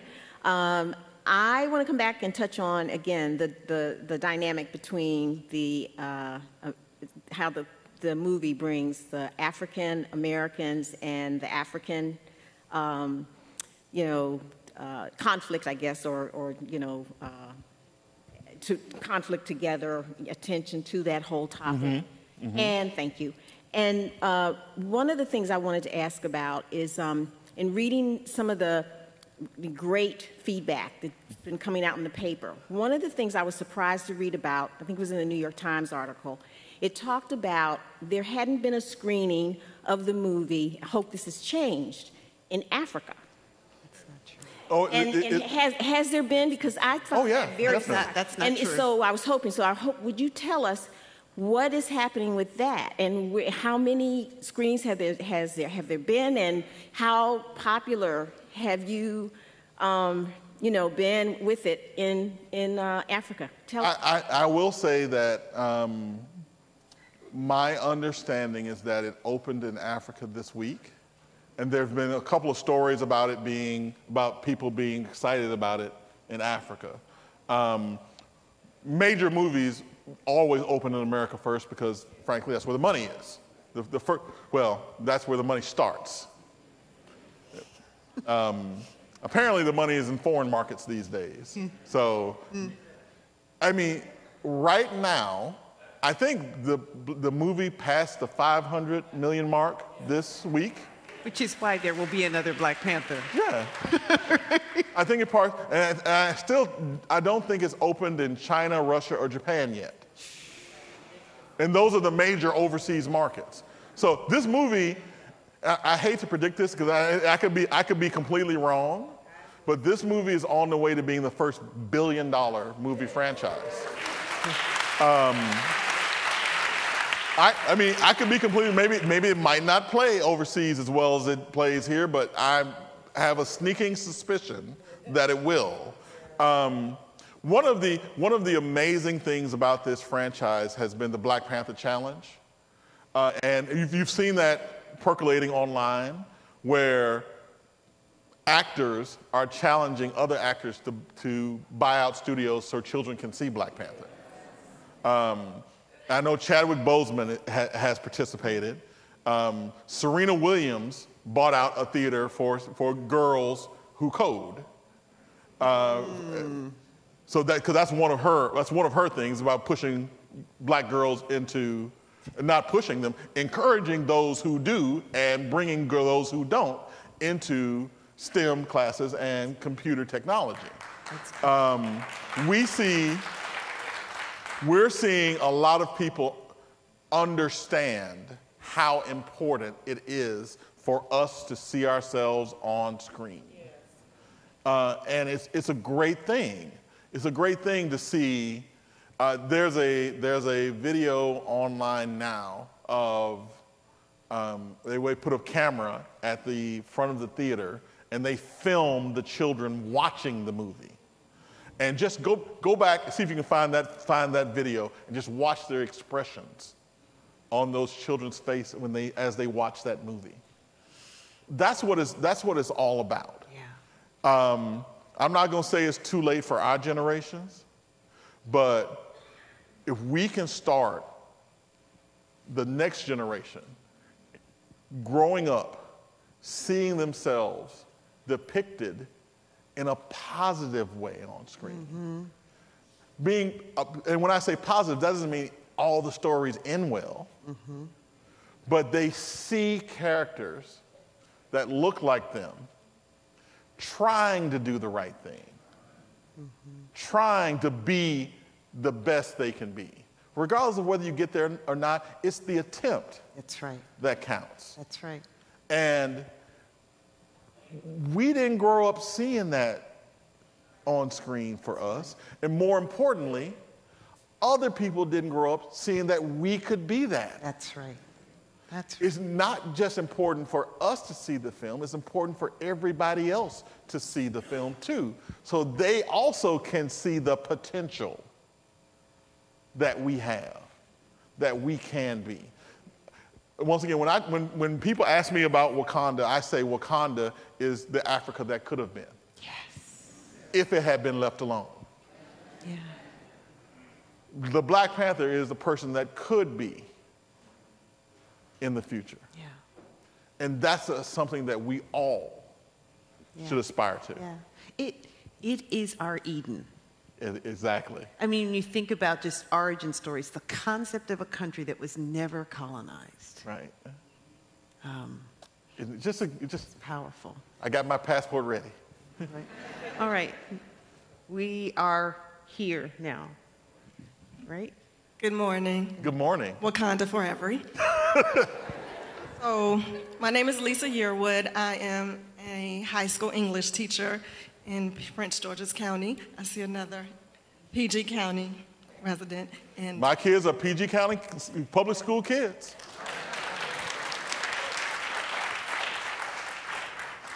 So there are lots of opinion blogs out there. And one of them that I read talked about the role of the African American male in the movie, in life. Mm-hmm. And they had some disparaging opinions of it. But in that piece, they talked about some other storylines that could have been chosen from the Black Panther series. And I was wondering if you know why that particular one was chosen. Do you know anything about that? Keep in mind that Ryan Coogler wrote a new storyline for the existing characters. So the story that was told in the movie is not a story that you'll find in the comic books. It's not the storyline that you'll see in my novel. Mm-hmm. Ryan Coogler took the characters and made them his own. T'Challa's classic origin actually was altered in the Captain America Civil War movie. Mm-hmm. So Ryan Coogler had to deal with some storytelling that wasn't his. Mm-hmm. So it's hard. It is hard to play in somebody else's sandbox because I don't own Black Panther. Ryan Coogler doesn't own Black Panther. You have to deal with what other people have done, and you also have to deal with what Marvel will allow you to do. It may have been I can think of several other great storylines that they could have used and turned into a movie. But not only did Ryan Coogler have to worry about writing for the current movie, he has to consider that there will be making sequels as well. It also has to fit into Avengers Infinity War. It also has to fit into Avengers Infinity War Part 2. Yep. And he has to worry about the stories that are going to be told in the future. So he is lucky in that I'm sure they gave him freedom to do what he wanted to do within that box. I was lucky enough that I was dealing with storylines that have already been completed. So I can take my story in different ways than what Reginald Hudlin did. Mm-hmm. And Marvel was gracious enough to tell me that I didn't have to worry about anything Ta-Nehisi Coates is doing in his comic book either. They said, make the story your own. So as a writer, when you're dealing with characters that are not yours, there are limitations of what you can and cannot do. But your job as a writer is to tell the best story you can within those limitations. And once again, as a writer, I think the screenwriters and Ryan Coogler did a fabulous job of telling a self-contained story that leaves itself open for future stories as well. Several people will tell you that the ending of the movie and the resolution of all the characters in the movie sort of, there were more stories that could be told with all of the characters in the film, and that they may have been cutting their nose off to restrict some of those stories. Yeah. But they did a great job of telling the stories the best they could in the time period they had. Keep in mind that for writers, a movie screenplay is only about 175 pages double-spaced. So you have to fit in a bunch of stuff in a short amount of time. So a lot of things that we would like to explore deeper, you can't simply because of the constrictions of time. That's why I tell people who want to know more about the background of Adora Mahale that I actually get into why they exist in my novel. I get into the relationship between Ramonda and Shuri. Mm-hmm. We see a lot of the relationship in the movie between Ramonda and T'Challa. That's right. But in my novel, I get into the relationship between Ramonda and Shuri. Because technically, by the way, Ramonda is not T'Challa's mother. That's right. Which they don't actually get into in the movie. That's right. So That's right. there's so much you can do with these characters. I know if I'm waiting for the director's cut, because keep in mind that the movie you saw in the theater was cut to fit a certain time period. Yeah. That there were other scenes that we didn't see that we'll probably see in the director's cut. But that's the great thing about these characters, that you can take these characters and you can explore more. And you can talk about so many different things using the same people. Yes. Which takes us back to the power of myth, which I love. Yes, so we're going to finish up. We've got 1, 2, and then 3. Okay. Crystal Lander, Discipleship Group 3, for shout-outs. Couple quick comments. One is that there were premieres in Africa. Liberia, South Africa, and Uganda in particular had premieres that I know were really big, and I know some other countries are also planning to do it. The other thing is, you didn't talk, I kind of touched on the whole idea of STEM and science. For me, I'm very excited to see people's interest in Africa, 42 countries of Africa, not just one, but interest in Africa in general. So I think that's cool, because growing up, people weren't very interested in Africa and didn't depict it in a very positive way. And so I'm excited that people are, even if it's from its pathway is through an Eden type of issue. The reality is Africa is an amazing place, and I'm hoping more African Americans will get to different countries in Africa and get to see the beauty of it. People who don't look like us are spending a lot of money there and a lot of vacation time there and buying up a lot of land there. So we need to make sure that we are connected and not using other people's ideas of a place to cloud our own judgment. So I also wanted to talk about STEM and the interest in science. I was excited to see that, and science being made to be quite cool. It doesn't look just like a doctor, or it doesn't look just like, maybe a scientist. It looks like different variations of that and the coolness that goes along with that. So I thought that was really fun. I just wanted your comments a bit on that. And then, and one final thing was, Sorry, I'm freezing. My teeth are chattering. The other comment I wanted to make was around when you were talking about your future and next steps. Right. Sometimes with movies, they tend to go overboard the second movie of making it all celebrity driven and all of that. So just wanted your thoughts on, for the next, if it happens, the next movie, what storyline did you want to see it go in? Well, I can tell you, first of all, it's going to happen. There is absolutely no way a movie studio is going to leave money on the table. That's right. It is a very rare film where the sequel is better than the original. There are a couple. Empire Strikes Back is better than Star Wars. Yes. Some people say Godfather 2 is better than Godfather. I don't know about that one. Some people, I don't know. I don't know about that one. I don't know. I always get worried with sequels simply because sometimes that's when the directors and writers start feeling themselves. Yes. And deciding that they're superstars and no one can tell you that this is a bad idea. Yeah. I am relatively confident that that won't happen with this movie, with a sequel to this movie. So I am looking forward to whatever they come up with and hoping that there's some way I can play any part in it at all. No, that's right. I'm like, I'll serve coffee on the set. Just let me. But by the way, there are a couple other cool things that we're not talking about enough. Did everyone realize that the majority of Black Panther was filmed in Atlanta? Not only was filmed in Atlanta, but was filmed at Tyler Perry Studios, a Black-owned studio in Atlanta.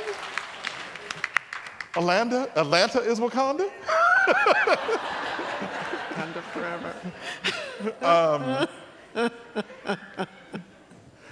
I will say that I'm relatively confident that the next movie will be well told. Now, what I'm not relatively confident about is whether Ryan Coogler is going to come back for a second one, because for me, it all starts with the screenplay. Ryan Coogler right now can do no wrong. He can demand whatever he wants. And if he decides that he wants to write Star Wars next, believe me, they'll find a Star Wars movie for it. I'm pretty sure he's already signed for Creed 2. So one of the things that I always worry about with the sequel is who's going to be in charge. And what being in charge means once you've been successful. I love Spike Lee, but I should say but there were some movies in which someone should have said, Spike, you don't need to do this. And Spike, I think, got to the point where he knew best.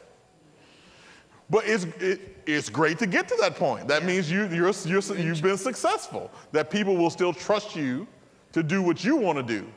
Now, on the science front, there is a strong push right now for Disney to declare that Shuri is a Disney princess, because she would become the smartest Disney princess in existence. So there's already a push for Disney to officially, because not technically, she is a princess. And she's in a Disney movie. So quid pro quo, she is a Disney princess. So even though we can already tell she's not going to wear the corset. Right. That's out. That's right. But the character of Shuri, for Shuri to be the smartest person in the movie. Yeah. And Lupita and Chadwick Boseman and Ryan Coogler have declared that Shuri is the smartest person in the Marvel universe. Smarter than Tony Stark. Going to say about that? Smarter than Tony Stark. Smarter than Reed Richards. smarter than Victor Von Doom. They've declared that she is the smartest person in the Marvel Universe. Black girl. That's right. Right. Just to have the idea on screen that the person you turn to when you need technology is, sometimes in the movie it's the nerdy black guy. Yes. I can't name too many movies it's been the black girl. Yeah. I think she might be the first. Yeah. And she doesn't wear glasses. And she doesn't wear glasses. Like the rest of us. And she kicks butt. Right. Let's not forget that she's not the hide behind the table, come save me, T'Challa person. She came this close to winning the whole thing herself. This close. So it's always great to see these positive representations of us, of the people we can be, the people we want to be, reflected back to us on screen. And once again, if you want to read, the comic books go a lot more into Shuri and what she can be in the future. So I'll send you back to the comic books with Shuri because, you know, Shuri's bad. Yeah. He's bad. So right, now we're here. Here? Okay. Do you think that Black Panther has opened the door to new black superheroes in society? Yes. Not only in the movies, but also in novels and comic books. Not only Black Panther, but the success of Luke Cage. The success of Black Lightning. The CW, actually, on the CWC, they're doing a Vixen cartoon series. So CW has figured this out. CW has figured this out. I mean... Yeah, that's great. Honestly, the CW is mostly DC Universe. They're not doing as well as Marvel on the movie front, but DC is kicking butt on TV. In TV. With Arrow. And they had Smallville back in the day. Starting with Smallville, Arrow, Gotham, and now they have Supergirl, Flash, Legends of Tomorrow, Black Lightning, and then Teen Titans coming out next year. Okay, so here's the thing. Here is the danger. And there is a danger. Here is the danger. There was a big wave of popular comic book fiction in the 1980s, and then the market for it crashed. And Marvel actually, I really wish when Marvel went bankrupt, I had bought some of that penny stock. Because Marvel couldn't give away its company. And they brought it back. But given all of the craze over superheroes right now, there's going to be a crash. What we have to do is ensure that the characters that we care about, the characters that we think need to be out there, continue to get support through this inevitable crash. It usually cycles every 10 to 15 years. Comic books have ages. The Silver Age, the Modern Age. And those comic book cycles usually last about 10, 15, 20 years. We're getting close to the end of a cycle. And I'm really concerned about the resolution of some of these characters. And I've actually talked to Marvel about this in the past. The thing that used to worry me the most was when they would replace a legacy character with a black character under the same name. For example, for a while, Iron Man wasn't Tony Stark, it was James Rhodes. For a while, Green Lantern wasn't Hal Jordan, it was John Stewart. Usually, they always go back. But the way they do it is they kill the black character, and the white character takes over the identity again. He's still dying. So when Marvel announced that Sam Wilson, who was the Falcon, would become Captain America, I was interviewing the CEO of Marvel, And I said to him then, Sam Wilson was a character that had existed for years and years and years. And I personally am afraid if you make him Captain America, when you inevitably go back to Steve Rogers when they make another movie, you're going to, in the comic book, go back to Steve Rogers. To do that, you're going to kill Sam Wilson. And Sam Wilson is too important to be killed to make Steve Rogers look good.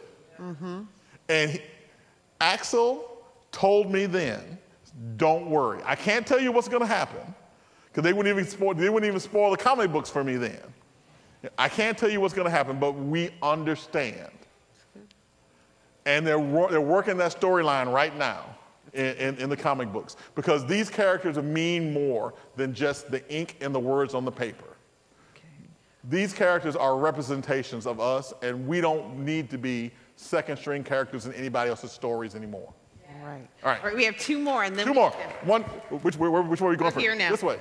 You kind of fed into my Sam Wilson question. It was a question of nationalism versus like colorism, I guess you can call it, because in the movie we saw Wakanda, was this real nationalist thing. It was Wakanda forever, Wakanda before anything. But everybody in the outside world wanted Wakanda to go and be something more. And then as we reflect in the comics, you flipped it on the side. When Sam Wilson was Captain America, it was the same question, nationalism versus colorism.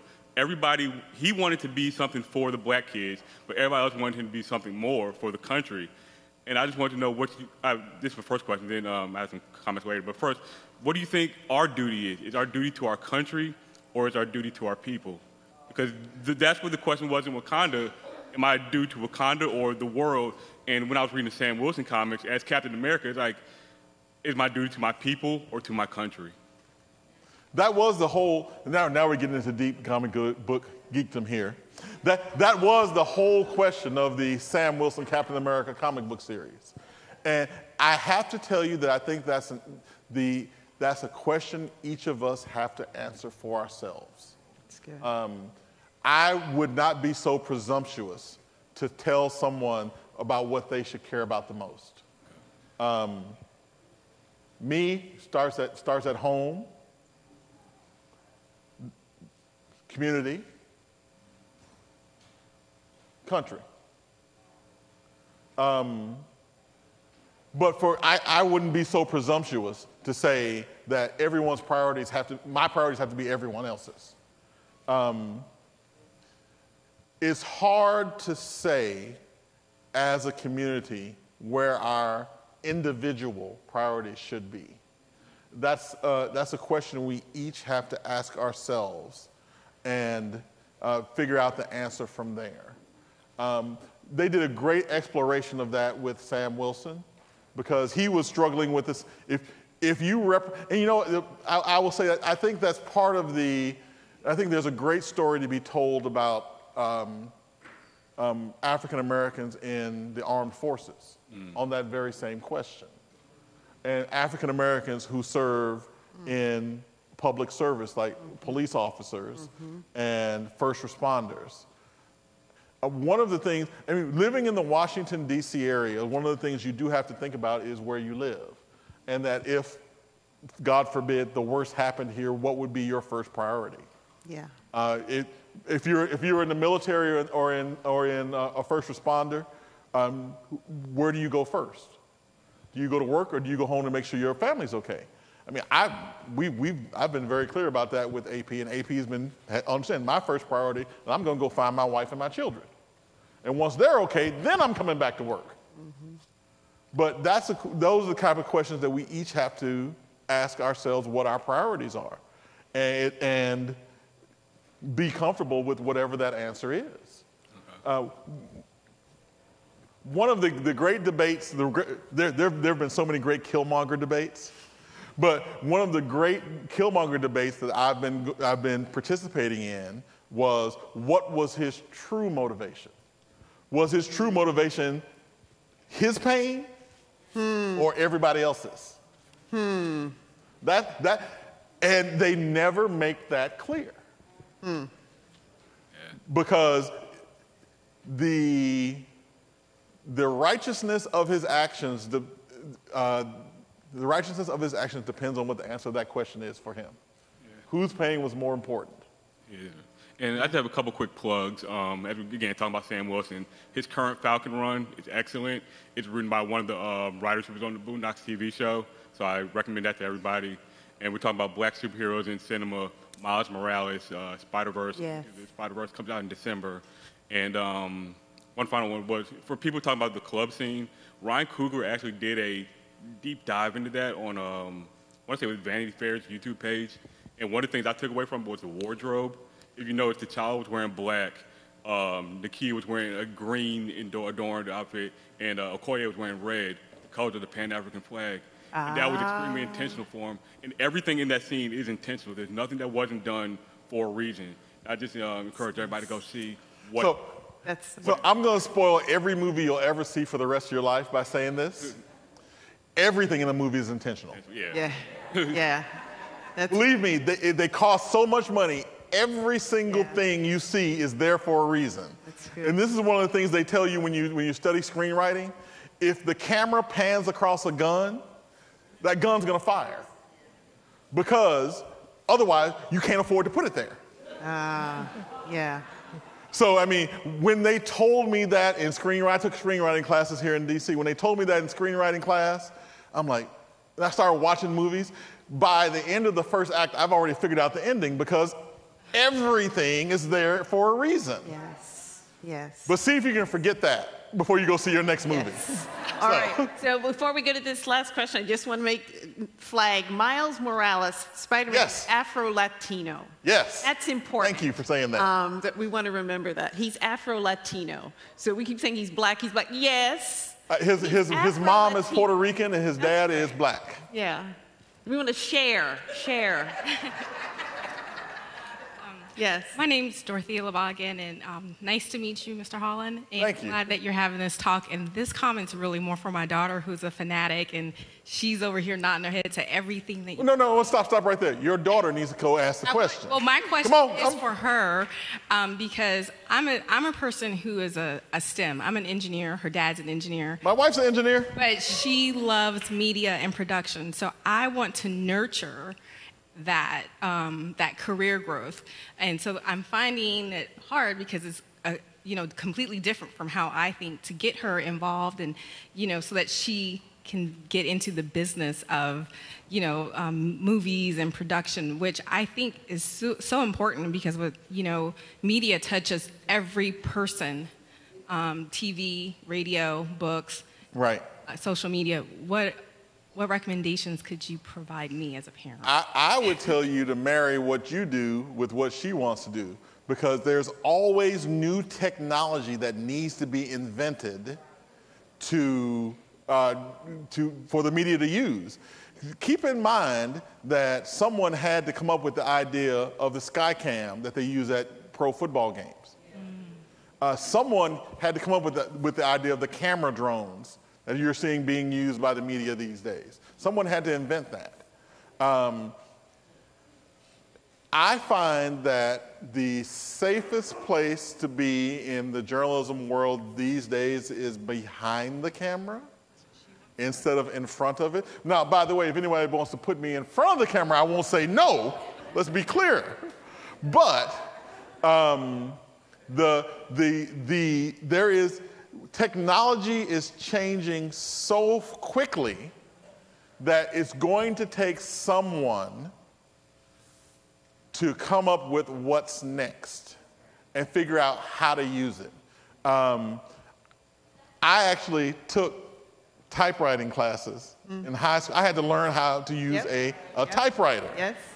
By the time, when I made it to college, my first edition of the college newspaper that I ran was the very first time we had ever used a Macintosh to publish a newspaper. By the time I made it to AP, we were using those old video data terminals, VDTs, video data terminals, and I had to learn basic computing language to be able to figure out where I had stored my file. And then now we have finally made it to Windows 10, finally. And we're all finally on laptops. So the technology changes so quickly that it's going to take someone to be able to marry the idea of how we do what we do with why we do what we do. And we writers, that's not us. All we want to do is find the best way to tell our stories. But somebody's going to have to figure out how we tell those stories. One of the biggest challenges I've had in my professional journalism career was for 2 years, I was in charge with introducing social media to political journalists. And you can imagine people who literally grew up on typewriters trying to figure out how to tweet. But it wasn't just how to tweet and not tell the whole story. Right. Because nobody wants to give away their product for free. Mm-hmm. So we have to be able to tweet where you give enough information to make you want to read the rest of the story, but not tell you the whole story so you don't feel like you need to read the rest of the story. So that was an art. And figuring out how to marry that with political journalism and figuring out the mediums you tell it with. We use Twitter, we use Facebook, we use Instagram, but who knows what the next thing is going to be. Right. It's going to take somebody to come up with the next way to tell stories. Because keep in mind, remember how hot we all thought when we were getting news on our beepers? Yes. Beepers don't even exist anymore. Pagers, yeah. So it's going to take somebody to come up with the next thing. And that's the area that I think we need to push more of our children to. As much as I hate stepping on Legos, I do encourage my son to build whatever he wants to build with Legos, because it's not about getting a job, it's about creating. That's right. And we need to encourage creation. Thank you. So. Thank you. So I think that's a good place to stop. Okay. So I just want to publicly thank you for telling our stories, historical and mythical. Thank you for being the keeper of our stories. Thank you so much. And thank you for all of the support that we get as Black creatives. And thank you to Alfred Street for everything.